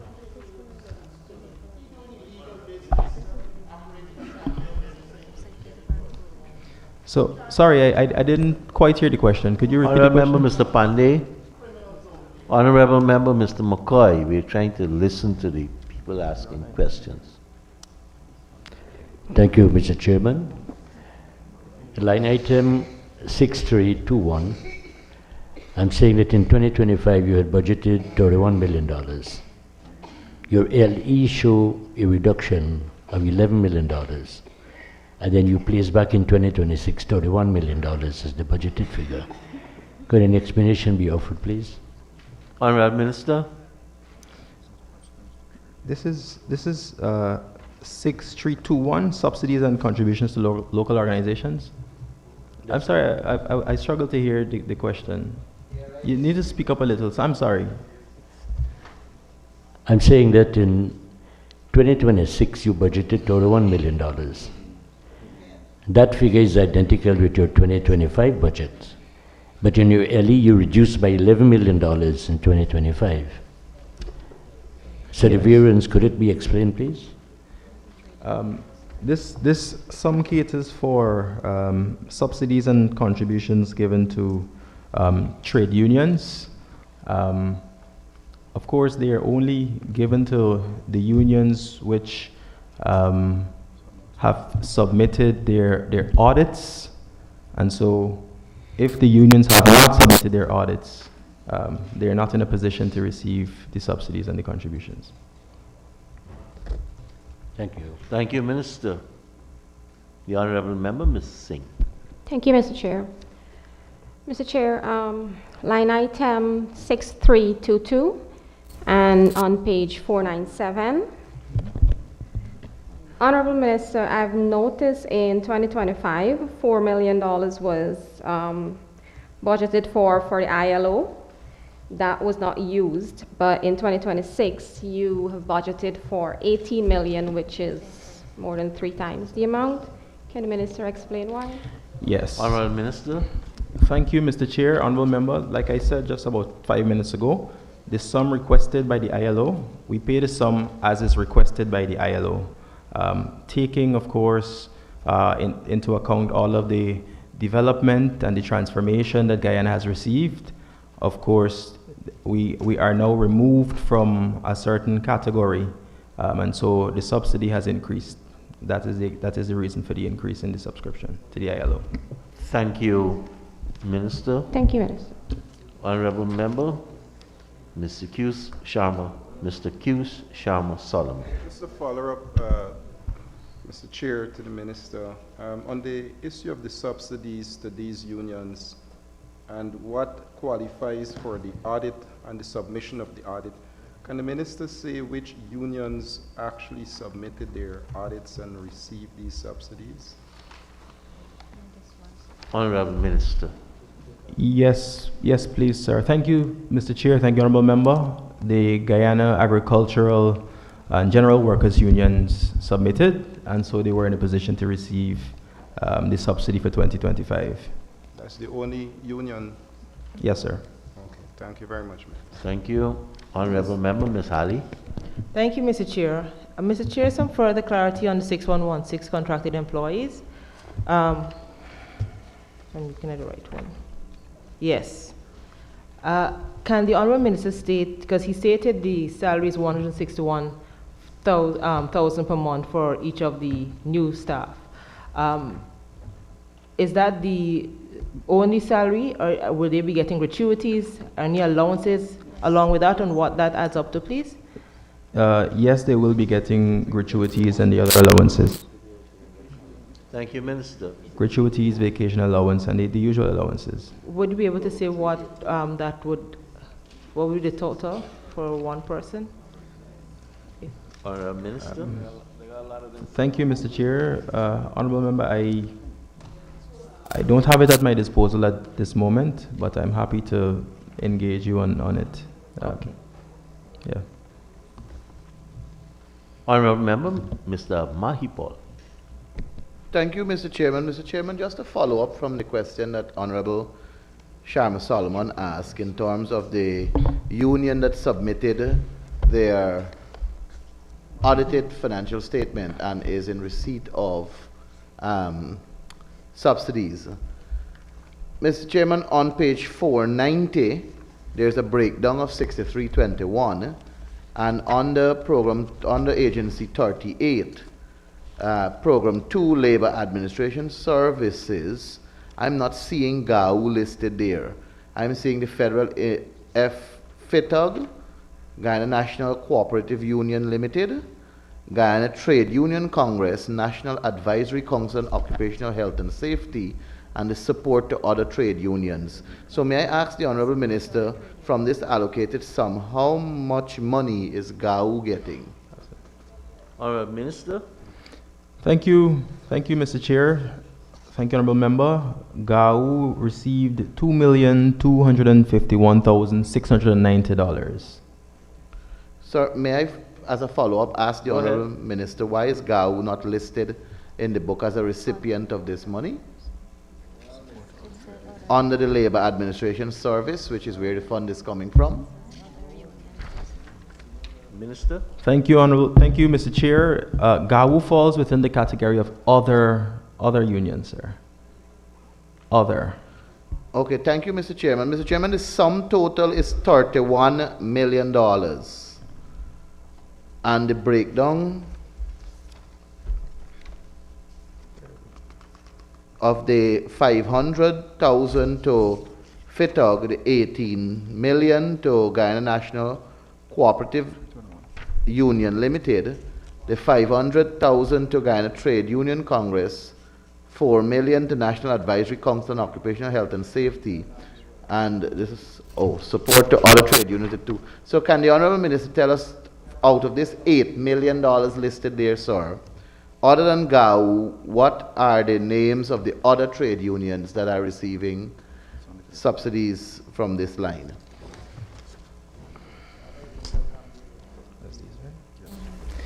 So the other unions would be the Guyana Public Service Union, GPSU, the Guyana Teachers Union, GTU, General Workers Union, the Clerical and Commercial Workers Union, National Association of Agricultural, Commercial and Industrial Employees, Guyana Local Government Officers Union, National Union of Public Service Employees, Guyana Postal and Telecommunication Workers Union, People United and General Workers Union, Union of Allied and Agricultural Workers Union, Amalgamated Transport and General Workers Union, University of Guyana Workers Union, Guyana Bauxite and General Workers Union, University of Guyana Senior Staff Association, Guyana Labor Union, Printing Industrial and Allied Workers Union, National Mine Workers Union. Thank you, Mr. Chairman. One follow-up, please. Can the Honorable Minister say what is the sum that goes to GTU and GPSU? Honorable Minister. Thank you, Mr. Chair. Thank you, Honorable Member. The sum for GPSU is $1,297,297, and the sum for GTU? GTU. GTU, $1,297,297. Thank you very much, Mr. Chairman. Thank you very much, Honorable Member. Mr. Mahipal. Honorable Members, I can take one more question for the Honorable Minister. Honorable Members, I now put a question. I'll have to put all the remaining heads as time is up. And I propose a question that the sum stated for programs 382, Labor, Current and Capital. Mr. Speaker, could we get one question off of program 3? Is that possible? One question where? Program 3. Program 383. Yes, yes. Okay, let me put 382 first. Okay, thank you. And I put the question that the sums stated for program 382, Current and Capital, stand part of the estimates. Those in favor say aye. Those against say no. Ayes have it. The sum stated now stands part of the estimates. Accommodating, I propose the question that the sum stated for program 383, Manpower Planning, current expenditure, stands part of the estimates. The Honorable Member, Ms. Finance. Thank you, Mr. Chair. Thank you for the accommodation, sir. If the Minister could turn his attention to volume 2, page 174.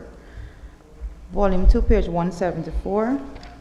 We're seeing here that the number of persons, as indicated, the number of persons registered, unemployed persons seeking employment. In 2025, it was 3,557, and the target for 2026 is 5,000. Now, looking against the most recent labor force survey available to us, we would note that persons employed in the country right now with a master's degree is 0.8%, and persons employed, the largest proportion of persons employed is persons employed with a primary education at 42.3%. Could the Minister say what is being done through his ministry in addition to the persons, and I want to note that the BIT training program, they have a number here of males, 1,645, and females, 1,942. In addition to that, because with all of that, still at very startling percentages, 42.3% of the employed population only have a primary education. What is the Minister looking at to advance the number of trained persons we have employed in this country? Honorable Minister. Well, there Of course, there are a number of facilities being offered by the government of Guyana to educate and to upskill persons. This government continues to build the system and the infrastructure to ensure that every person all over Guyana, that they have access to world-class education at every level. As it pertains to the Ministry of Labor and Manpower Planning, we have sought to decentralize all of the training available. And there is also the Central Recruitment Agency of the Ministry that seeks to ensure that we allow persons to get decent employment. And so we will just continue to train and decentralize our training. Mr. Chair, is it possible to accommodate one very quick No, question? because right now we are going No worries, into, no worries. yes. Honorable members, I now have to put the two remaining heads, and those are Agency 38, Program 383, Current and Capital. And I put the question that the sums stated herein stands part of the estimates. Those in favor say aye. Those against say no. The ayes have it. The sum stated now stands part of the estimates. Thank you very much, Minister Griffith, Minister of Labor and Manpower Planning, and his staff for taking us through your agency. And let us invite the Thank you, Mr. Chair. Honorable Minister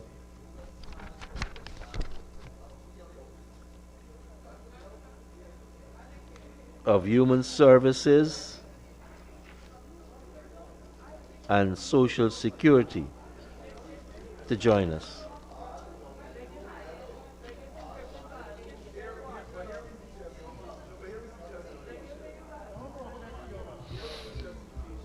I sent you, Anil will come tomorrow.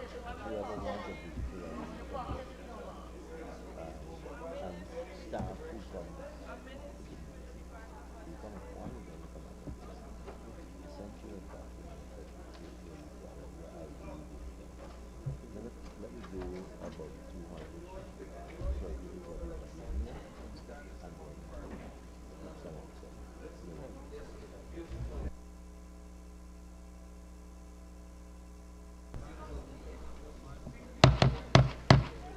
Honorable members, just one announcement.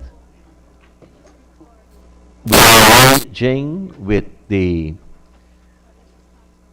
digital ID people to set up a station here from 1 o'clock tomorrow, and it will be until the end of Friday. It's all voluntary.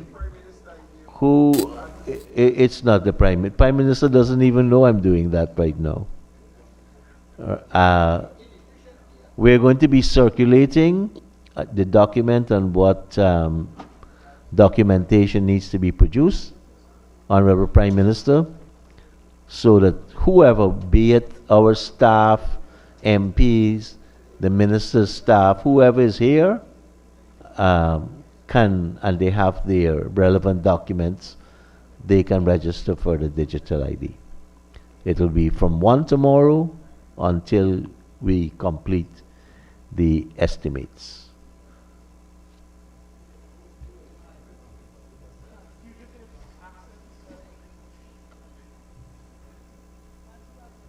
Honorable members, let us turn to pages 208 and 209.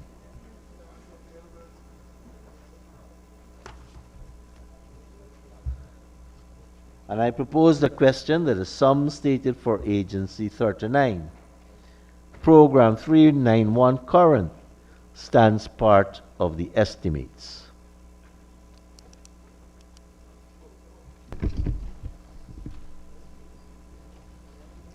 The Honorable Member, Ms. Natasha Singh. Thank you, Mr. Chair. Policy and Administration. Mr. Chair, 1 year ago, the ministry was looking at the revision of the Poor Relief Act.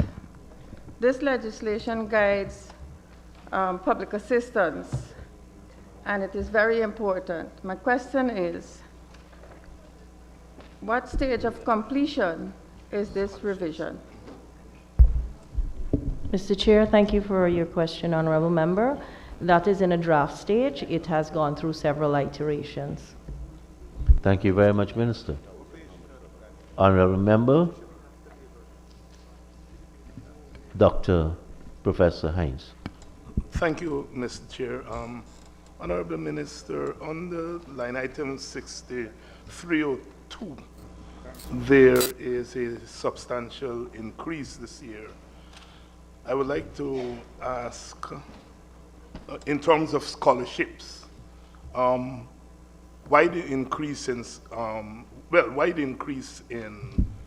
spending on this item? And in terms of scholarships, how many scholarships would you be offering this year, and in what areas? Honorable Minister. Thank you for the question.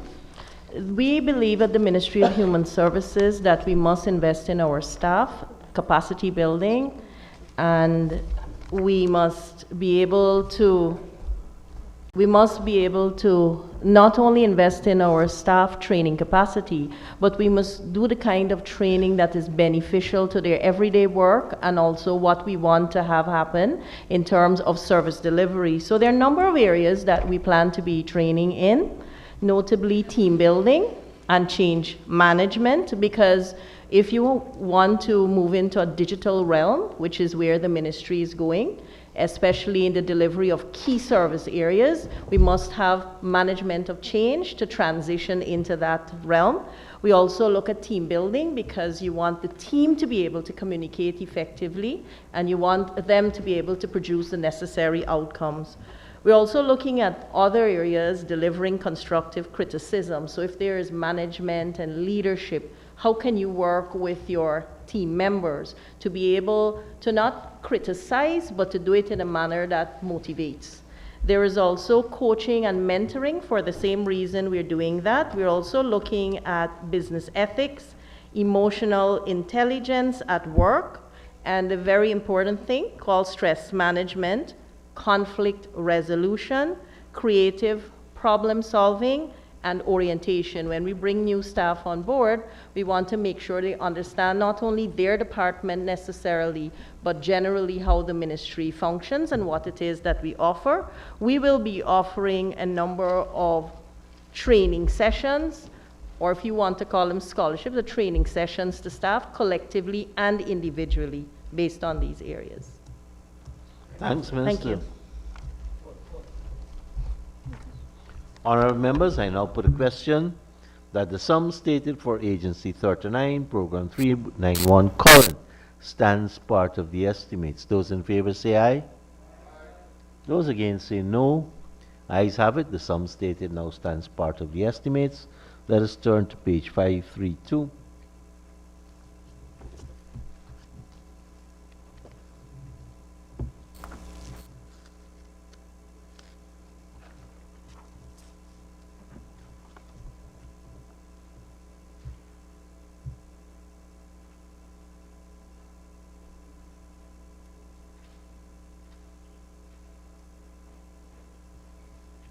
Honourable members, I now propose the question that the sum stated for Agency 39, Program 391, capital expenditure stands part of the estimates.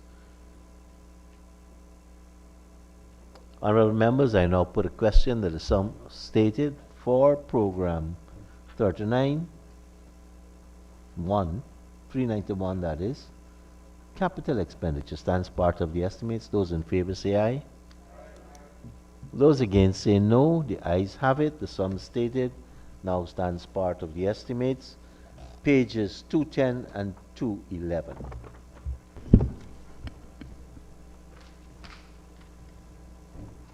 And I propose a question that the sum stated for Agency 39, Program 392, current expenditure stands part of the estimates. The Honourable Member, Ms. Natasha Singh. Thank you, Mr. Chair. Mr. Chair, line item 6242. Budget 2025, we saw $47 million, and it was revised to $25 million in 2025. The minister is asking us again for another $47 million. Could the minister tell us what are the buildings she intends to maintain under this line item? Honorable Minister. Mr. Speaker, we are looking at several buildings that fall under the ministry, notably the one at Cornhill and Water Streets. That's where we have one of the main buildings that would provide services to persons, notably pensioners, persons with disabilities. It's a very old building, and there are a number of repairs that have to be done, such as repairs to the ceiling and roof, wallboards and repainting, because we have leakages in some parts of the building. It's very, very old, as you know. And the wiring of the building is also ancient, so we are looking at repairs to electrical switches, outlets. We've also expanded some of the units in the building. We are putting in 2 new units, one for persons who are senior citizens specifically, and one for persons who live with disabilities specifically. So we are repairing those spaces to convert them into spaces that can happen. Also looking at the working conditions of staff, so looking at the toilets and pipes. Again, this is a very challenging issue, so we are looking at that. Doors, and that's just one building. But a lot of work will be done on the Palms Geriatric Home. As last year, we spent a significant amount of money there, and the Palms is 150 years old this year. So it's a very, very old building, and it constantly requires work, constantly. And so we're looking at washrooms, damaged floor tiles, pipes and plumbing works in several of the blocks. We're looking at damaged windows and doors. And here again, because of the age of the building, being a very, very old building that predates all of us in here, perhaps collectively on some parts, we have very old wiring to the building, and so we have to redo all of that defective or unsafe electrical issues that we have there. We're also looking at the kitchen at the Palms and doing plumbing, carpentry, electrical works there. Repairs to wall boards, doors, windows, and we're doing this in several areas of the Palms. The night shelter is another one of the buildings that we will be looking at. The night shelter in 2020 was very, very deplorable in its condition, and from 2020 to 2025, we've done significant work to improve the night shelter, because we can't keep people who are indigent or homeless in conditions that are not suitable. So we will continue to do work on the night shelter. We have invested in improving overall, but we're looking at ceilings, walls, flooring, repairs to wiring, switches, outlets, washrooms, sinks. And then I moved to the Guyana Women's Leadership Institute, again another old but beautiful building. From 2020 to 2025, significant restoration would have been done there. And there is still more to be done because, again, of the age of the building. So while we are modernizing some aspects, we want to preserve other aspects of the building. And maintenance will include repairs and repainting to walls, ceilings, stairs, flooring, internal and external repairs, renovation of rooms. We're putting in a garment lab there. So we are also modernizing and preparing some of the rooms that exist already, fixing some of the spaces that we have already, and the training hall as well. Again, we would have assessed the electrical capability of the building, or electrical capacity of the building. And so there will be repairs to wiring, switches and outlets, washrooms, pipes, sinks. And then we go outwards because we have a number of offices and other buildings. We have the probation office and more. So again, we're looking at repairs to wiring, switches, outlets, washrooms, pipes, sinks.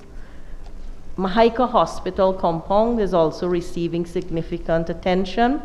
Here again, we look at repairs and repainting to damaged flooring, walls. As much as we can, Ganesh, as much as we can. Repairs to doors, door locks, windows, repairs to wiring, switches, outlet.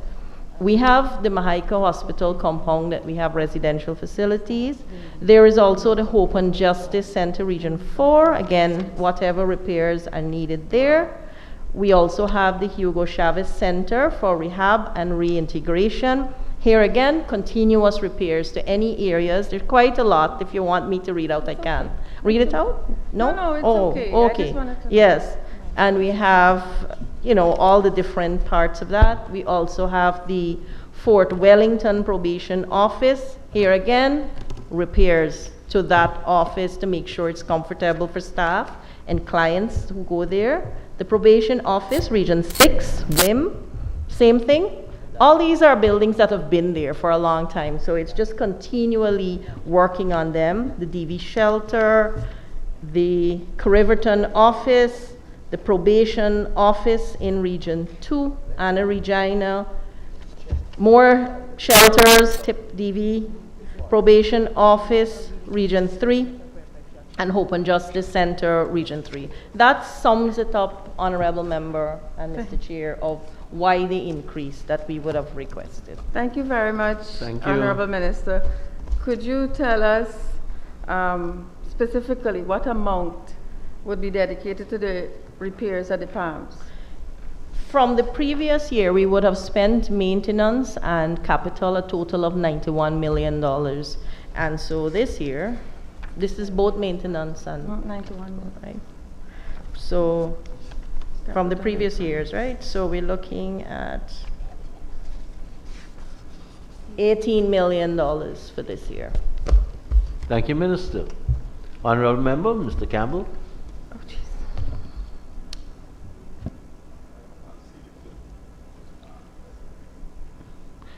jeez. If you give, you mightn't get a chance back. Honorable Member, Ms. Dr. David Hines. Thank you, Mr. Chair. Madam Minister, thank you for your answers. Can you disaggregate the sum there for old age pension and social assistance? Oh, Jesus. Which line item, sir? 6343, sorry.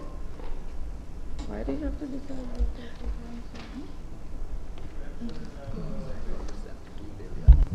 72 billion, I think, there, if you can disaggregate. So old age pension is not just the pension that we, under this line, that we pay out to the pensioners. It involves other beneficiaries as well, such as public assistance and permanent disability, because it says pension and social assistance, so it's everybody. $52 billion, 440 million, and that is old age pensions. Public assistance, $5.7 billion. Permanent disability, $8.2 billion. We also have the newborn cash grant. Last year we were able to support 13,000 mothers. So this is $1.3 billion. And we have the new transportation subsidy that will be distributed. That is $1.9 billion. And we also have the electricity subsidy, so it adds up for pensioners. Pension, transportation, plus electricity and water. So electricity is $942 million and $942.4 million, and water subsidy $298.2 million, giving us a total of $72,391,117,908. Thank you, Honorable Minister. Excuse me. Follow up. Go ahead, Honorable Minister. Yeah. Madam Minister, is there anywhere in there sums to deal with the growing problem of street dwellers? Mr. Chair, that's not the line for this. That's not the line. Yeah. Thank you. Not the line. Honorable Member? Okay. Ms. Natasha Singh. Thank you, Mr. Chair. Mr. Chair, under a follow-up, 6343, could the Honorable Minister say to us, from the $58.374 million, how many old age pensioners benefit from this sum?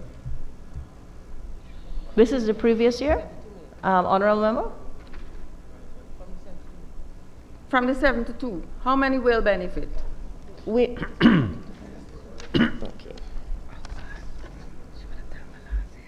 We are looking, Mr. Chair, at 95,000 pensioners. Honorable Member, Ms. Nima Flu Bess. Thank you, Chair. I'd like to turn the Minister's attention to Volume 2, the indicators. I note that there's the strategies, and I see strategy number 2 is the develop national policy on aging. My question is there any ongoing works on this policy? Thank you, Honorable Member. Yes, we have started discussions and consultations as of late last year, and this year we are going to intensify that. Thank you. My second question. Go ahead. Second question, indicator number 6. Number of youths in conflict with the law accessing rehabilitation programs. What type of... I'm sorry, I can't hear you. Yeah. Number 6, the indicator. Number of youths in conflict with the law accessing rehabilitation. I don't know why my mic keeps going out. The question is, what type or form of rehabilitation programs can be accessed by youths? Thank you, Honorable Member. A lot of them, actually. One of the most important ones was one that we would have started more than 2.5, going almost to 3 years in a major way, and we would have benefited from funding through USAID. This is the FES initiative. There's a Family Enhancement Services unit that is based at the Palms, and we have managed to decentralize quite a bit of that, and we're hoping to fully decentralize that over maybe 2 years, 2 to 3 years, where young people who are at risk. They may have challenges, they may have difficulties of some sort, and they may be brought to us either by their parents, caregivers, or directly referred to us by schools. And we have been able to work with them through a YSET test where we assess the family and the circumstances and the triggers responsible for the young person's behavior. And we have over the years worked with a number of these young people, hundreds of them actually, not just the young person, but also the families, in an effort to have stable families. It's a long process. It involves counseling, it involves working with their ecosystem, and it involves follow-up as well. And through this program, we are also able to work with them on several fronts, things like anger management, looking at what their triggers are to cause behavioral patterns, even exploring if there may be cases of abuse there that previously we were not told or they did not report. And coming out of that whole initiative, there are the youth-friendly spaces that we would have set up. We have set up 5 so far. We're looking to set up 5 more this year. And through those youth-friendly spaces, even if young people are not directly referred to us through the Family Enhancement Services unit, they might come to these community centers. And there at those community centers, we have peer educators, and we have staff who are trained from the Ministry of Human Services and Social Security to provide anything from homework to opportunities for recreation, social engagement, digital literacy, counseling, healthy activities, healthy and positive activities. In addition to that, the Ministry of Human Services also has its probation unit that works with young people who have already been in conflict with the law. And here again, they go through intensive counseling, rehabilitation. Outside of that, we have coordinated programs where several departments and agencies work together. We have the Child Protection Agency, even though not captured in Program 2, coordinating its effort with the Family Enhancement Services Unit, the Gender Affairs Bureau, and the Sexual Offenses Domestic Violence Policy Unit. And we have managed to go into schools. Every year, we are able to go into over 120 schools. This year, we are going into 125 schools, and this is a coordinated approach tackling serious issues like bullying, violence, and also looking at behavioral pattern for young people through awareness, through workshops. But you will appreciate, even though all of this is being done, it has to be consistent, which we are, and it has to be continuous, which we're doing, because to affect the kind of positive behavioral change that you want, we need to constantly engage with these young people. So we're looking at a number of creative ways to do that. We also have the Young Influencers program, which was started by me in 2021, and these are young people from all the regions of Guyana, and through them we worked on the anti-bullying policy, and we are also working with them on a number of areas affecting young people. So the work we do through this indicator where you're seeing all of these numbers and you're seeing this jump, it is because we are not concentrating only in Region 4. This is work that is done across all the regions of Guyana. Thank you for your question, Honorable Member. Honorable Member, Ms. Lewis. Thank you very much, Mr. Speaker. Mr. Chair, I have two questions. I want to come back to 6343 to ask the Minister how many persons will benefit from public assistance under this line. Honorable Minister. Thank you, Honorable Member. So we have public assistance benefiting the number of persons, 19,000 persons. Thank you very much. Honorable Member, Mr. Pandey. Thank you, Mr. Chairman, for the Honorable Minister, and I'm subject to correction, but I heard you did say, Honorable Minister, that the PALMs over the recent year and for this year, the expenditure would be somewhere in the vicinity of about $109 million. Say again? The expenditure would be somewhere in the vicinity of $109 million. For the PALMs? 91 plus 18 million for this year.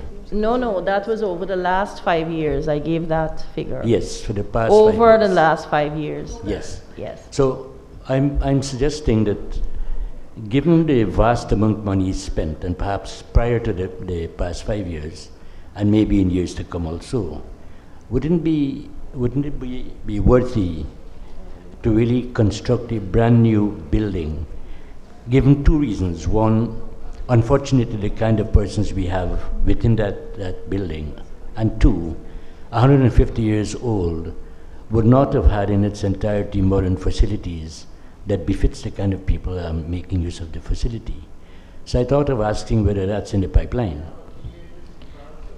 Honorable Minister. Thank you very much, Honorable Member, for your question. I was going to wait until I got to Capitol, but you will be happy to know that we are constructing a brand new senior citizens home, and that home will have the modern amenities and facilities. We already have a design for it, and further to that, we are looking at a very, very progressive, innovative, creative way of addressing senior citizens across the country. I'm sure everyone would have heard His Excellency speak of the care economy. So we are looking at how can we provide community and home-based care for elders and children. So in the communities, we are going to be working through the co-invest model and equip persons with the necessary wherewithal to have in the communities some of these smaller facilities doing several things, providing care, providing employment, and giving entrepreneurship opportunities. In addition to that, we have already laid the groundwork because we have already trained a number of persons, in fact, hundreds of persons in elder and patient care through the Women's Innovation Investment Network. And so this will feed into that program. But yes, in short, a new building is on its way. Thank you, Minister. Honorable Member, Mr. Hines. Thank you, Mr. Chair. Madam Minister, 6321 line item, subsidy and contributions to local organizations. If you may, can you tell us what's the criteria for those contributions? Honorable Minister. Thank you. Thank you, Mr. Chair. Thank you, Honorable Member. These are organizations and institutions that focus on a series of things. People who are homeless, the elders, and also social services provision by NGOs, non-state-owned organizations. So the criteria would be what are the services they are providing and what is their reach and their capacity in terms of providing those services, and also that they are established, registered, and capable of, in short, there is a whole document on it, in short. So to tell you like who we are talking about, Friends of the Archer Home, Dharmshala, Good Samaritan Home, Guyana Association of Women's Lawyers, Guyana Legal Aid Clinic. And this has been an initiative that was started years ago by the PPPC government, and we continue to do this because we are providing subsidized legal services to people who can't afford the legal costs that are out there. So this has been expanded into other regions. We also provide to the Guyana Society for the Blind, and we also provide to Help and Shelter, because this is an NGO that we want to assist because they provide spaces when we need to refer, or also if people go directly to them. There is also the Linden Legal Aid Clinic that was subsequent to the initial legal aid clinic. Then there are statutory bodies like the National Commission on the Elderly and the National Commission on the Family. We also provide to women organizations, the National Congress for Women, the Red Thread, Regional Women's Affairs Committees, Salvation Army Women's Home, St. Vincent de Paul Homestead, Together in Peace Home, Women's Progressive Organization, and Guyana Association of Professional Social Workers would be the newest addition. And Madam Minister, Mr. Chair, if I may follow up. Go ahead. You did mention homelessness is one of the criteria for the organizations that get these contributions. Apart from giving money to organizations, what other plans do your ministry have for tackling homelessness? So, Mr. Chair, it's really not all of this, but I'll answer. Go ahead. So we have been directly tackling the homelessness situation. We have the night shelter. From when I came to now, we have been in double figures. When I came in 2020, we had less than 58 people at the night shelter, less than 50.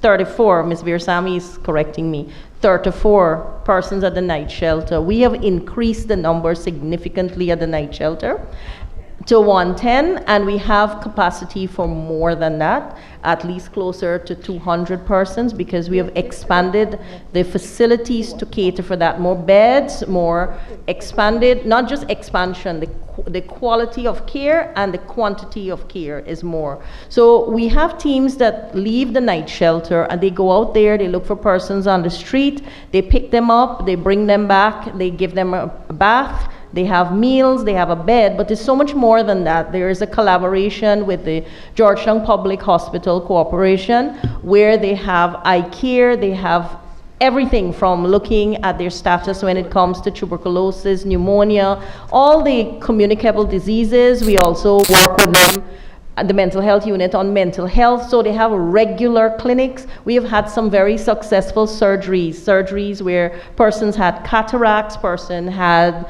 a number of tumors, you name it. If you saw the people, when we saw them when they came in, when the people at the night shelter saw them when they came in, to where they are now, and you would be amazed. And I always enjoy the annual Christmas party because that's where you see the other side of these people, their talent, how they've moved, and they share their journey with you. So it's a program that has been new in the last 5 years in terms of actually going out there with a designated task force. But you will agree with me that it is not prison. So some people do go out back. We try to get them back, but by and large, we've been able to keep more and more persons there at the night shelter. Those who are younger or need drug rehab, we also try to work with them through programs so that they can go out and work, and we try to get them out there as well. Yeah, Mr. Chief, Go ahead. If the minister may indulge me for this last question. In terms of the legislation, I know this is has been an issue that has come up before, but do you plan to pursue legislation, to amend the legislation to make it possible for things like mandatory confinement, treatment, rehabilitation, so that these people can come back into the normal life in this society?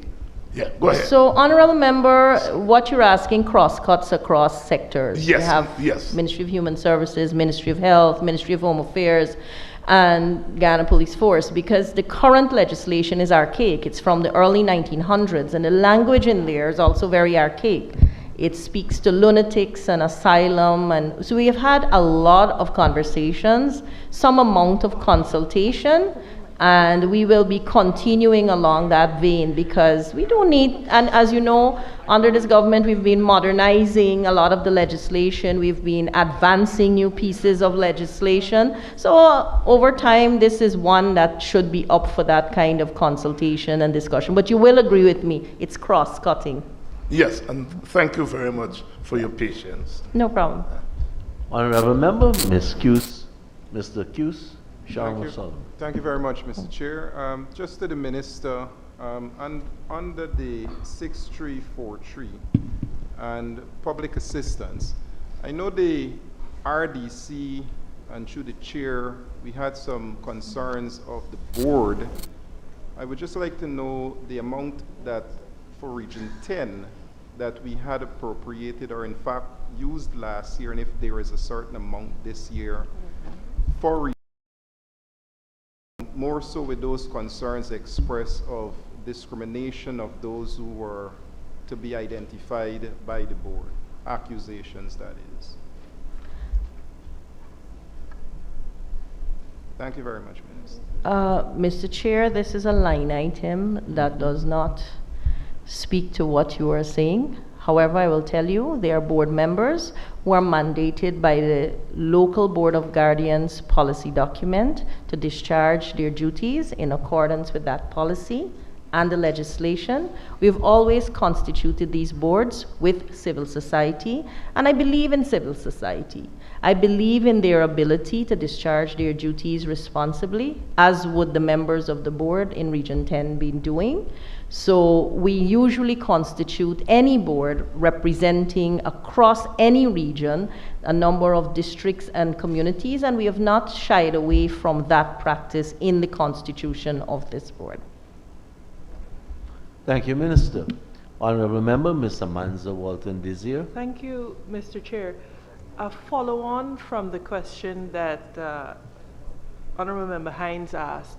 You referenced the working relationship with the hospital, etc. Recently, I've noticed on social media and in the newspapers a number of ads calling for the families of people who've been abandoned in the hospital. I'm just curious as to what role does the ministry play in that regard? Are they left there, or is there some point after some time that you step in and take over? Thank you, Honorable Member. Go ahead. Yes, in fact, we've been stepping in for all of the years.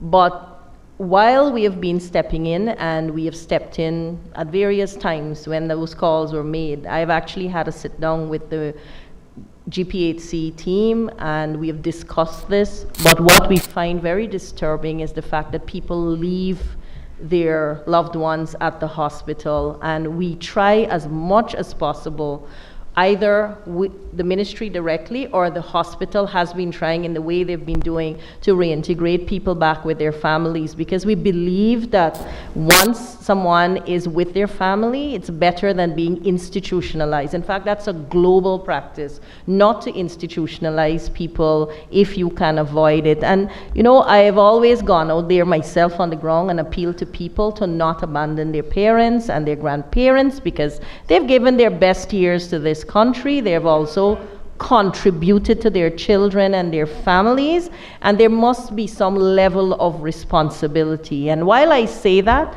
as the Ministry of Human Services, we have never shirked from our responsibility once we have the space and the capacity to accommodate these persons. But again, it is very, very important that people go back and look for their family members, because sometimes the work you have to do when you take these persons in psychosocial work, you have to deal with them psychologically, there's counseling, there's trauma. And I sit and I speak to people from the night shelter, and I will ask who comes to visit you, or I'll ask Ms. Virasamy herself, you know, and we would talk to them, and people look forward to their families coming to see them and visit them and actually take care of them. And there are lots of tears, and the staff members at the night shelter, for example, will see a lot of that, and we'll have to deal with that. Thank you very much, Minister. Honorable Member, Ms. Lewis. Sorry, Ms. Singh. Mr. Chair, I have two questions. Can I ask them together or one after the other? You can. Okay. So, Minister, I would like to know how many persons will benefit from the disability assistance? Honorable Minister.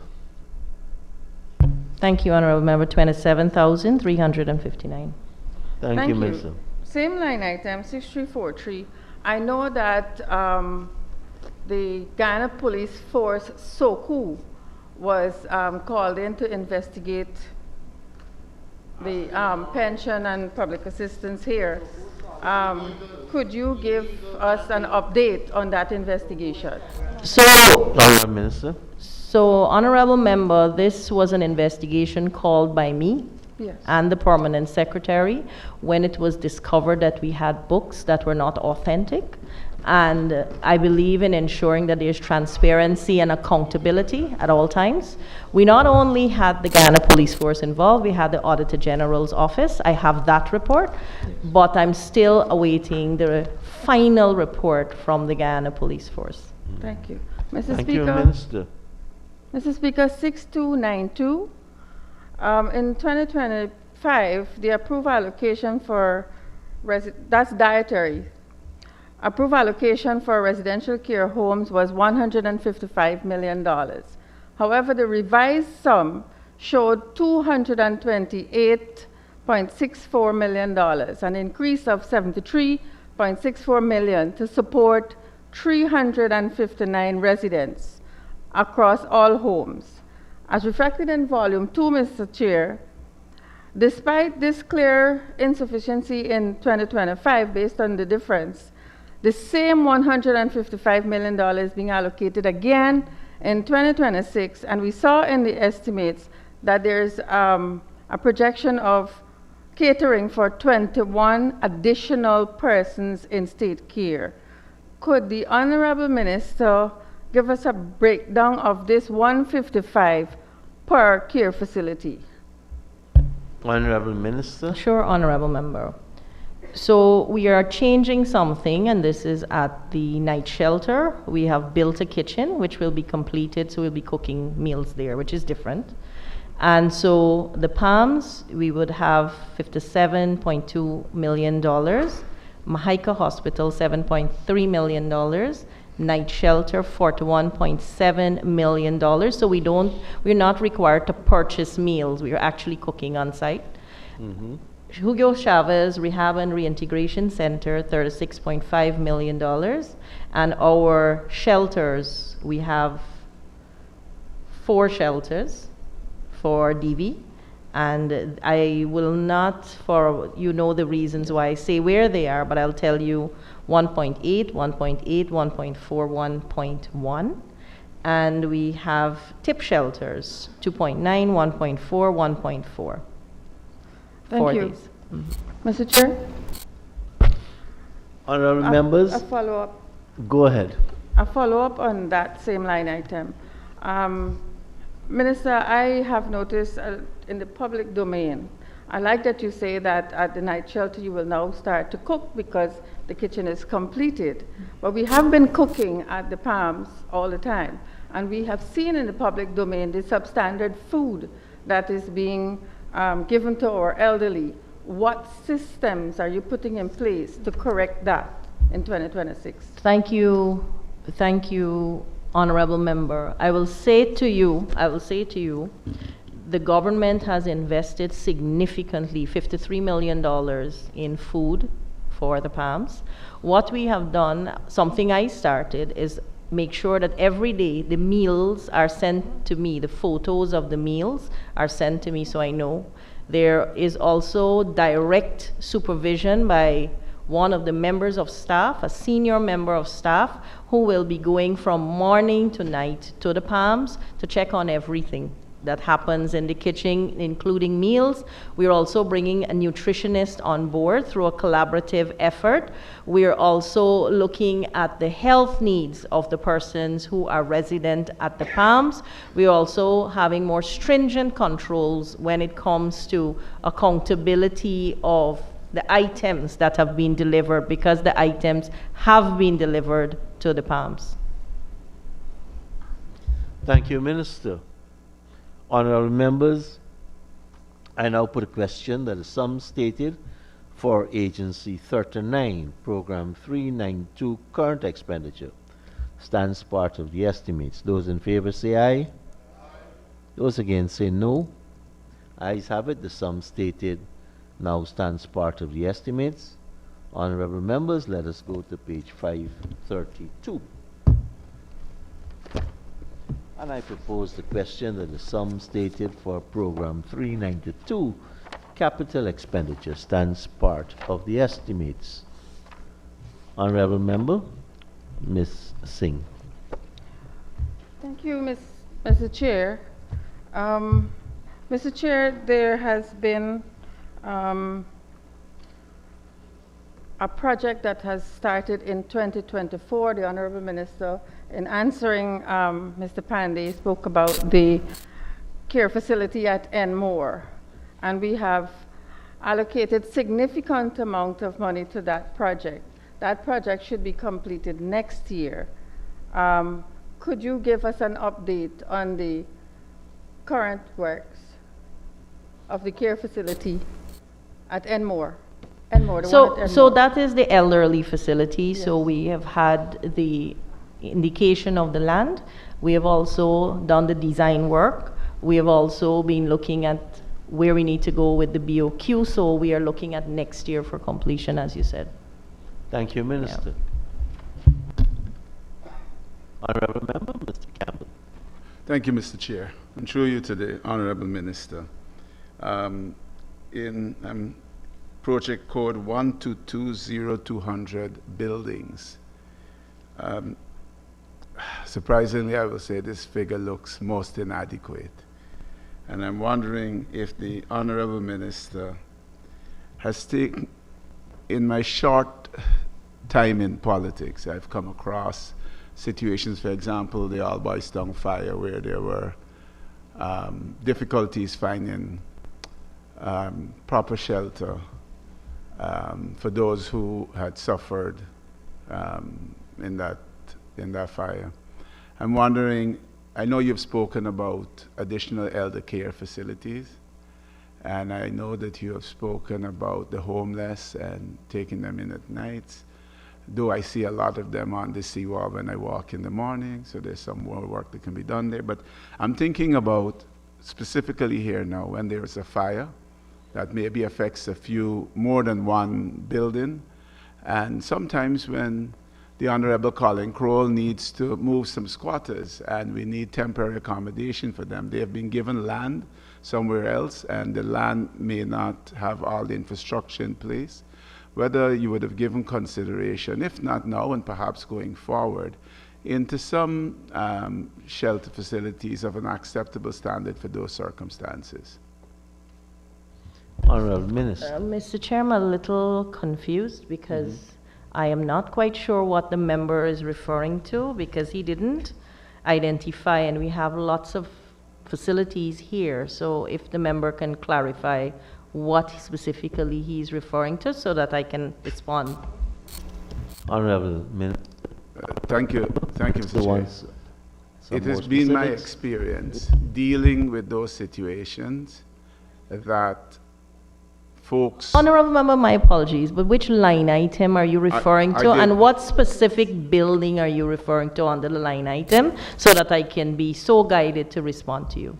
So the line item is 1220200. Right. I do not know specifically what it says buildings, if I can go back to it. If you look at your budget books, they tell you which one.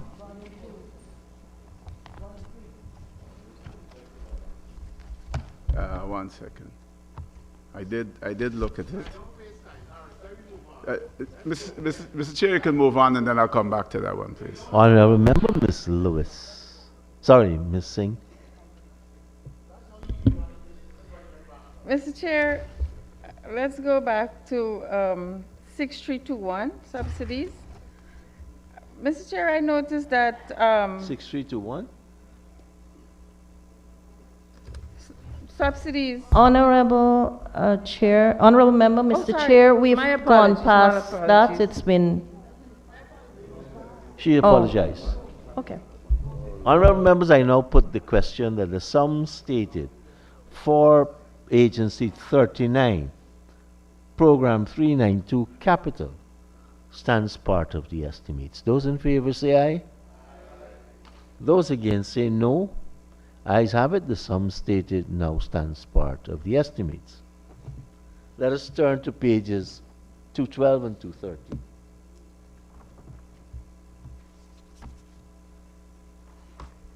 And I propose the question that the sum stated for Agency 39, Program 393, Child Care and Protection current expenditure stands part of the estimates. Honorable Member, Ms. Singh. Mr. Chair, 6321, subsidies and contribution to local organization. And just to be sure, we are on current expenditure for programs. Page 213. Okay, good. And so I am at 492, page 492 of the volume 1. I noticed that ChildLink Inc. and Blossom Inc. have received last year 51.699 million. That is, ChildLink is going to receive the same amount this year. Last year, they have received Blossom Inc. received 72.269 million, and Blossom Inc. will receive the same amount this year. With the significant increase in child abuse cases, what is the role and function of these two organizations? Thank you, Honorable Member. And I want to say that there has actually been a reduction in cases, but there was there was an intention to intensify our trauma-focused counseling sessions, hence the increase to those two entities. And it was a significant increase to both entities because they provide several services to us, notably trauma-focused counseling. We need to have at least 16 sessions per child if we want to make any impact on that child's life, because many of them come with significant trauma, and the level of trauma will also mean sometimes more counseling sessions. They also do a forensic interview, and that is when there are cases of children who have experienced trauma, mostly abuse, and we have to provide a forensic statement to the DPP. We have to do a forensic interview for every child. We have expanded the ambit of what we mean by every child. We don't only do it for cases of a sexual nature, we also do cases of physical abuse, so we've expanded that. And so they have been tasked in doing that, and you're probably wondering why no more? Because the state is now going to set up its own forensic interview unit, and we are having 4 mobile units, and this is a first for Guyana. It's a very big deal for Guyana, actually, because for the first time we are able to do forensic interviews in-house, where we can tackle the backlog and where we can have a number of interviews done in a timely manner, because we don't want children to be repeating their statements over and over. That's the purpose of a forensic interview. It's done in a very safe environment, a very closed environment, and they only give their statements once. They may be asked for further statement by the DPP. In that case, we accede. So the intention is to build out our capacity to cater for what's happening. Follow-up, Mr. Chair. Go ahead. How many regions Blossom Inc. and Child Care Inc. operated? They operate in all the regions, but they don't each have a place in all. Collectively, it's 1 to 10. They're called the Child Advocacy Centers. Thank you, Minister.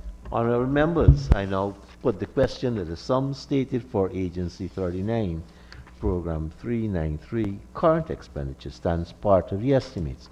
Those in favor say aye. Those against say no.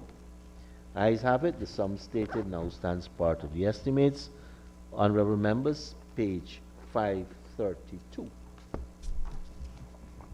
And I propose the question that the sum stated for Agency 39, Program 393, capital expenditure stands part of the estimates. Honorable member, Ms. Singh.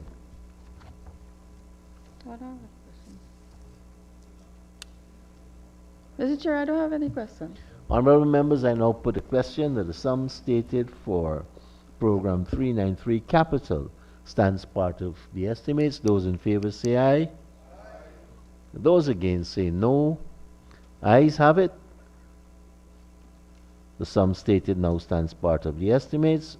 Honorable members, this concludes our consideration for Agency 39. And let us thank the Minister and her staff for taking us through our agency. We now have 7 minutes saved, which is carried forward. This is a good time to take the suspension. Thank you, Mr. Chair, and to all the members of my team. Thank you very much, and for the questions. Thank you.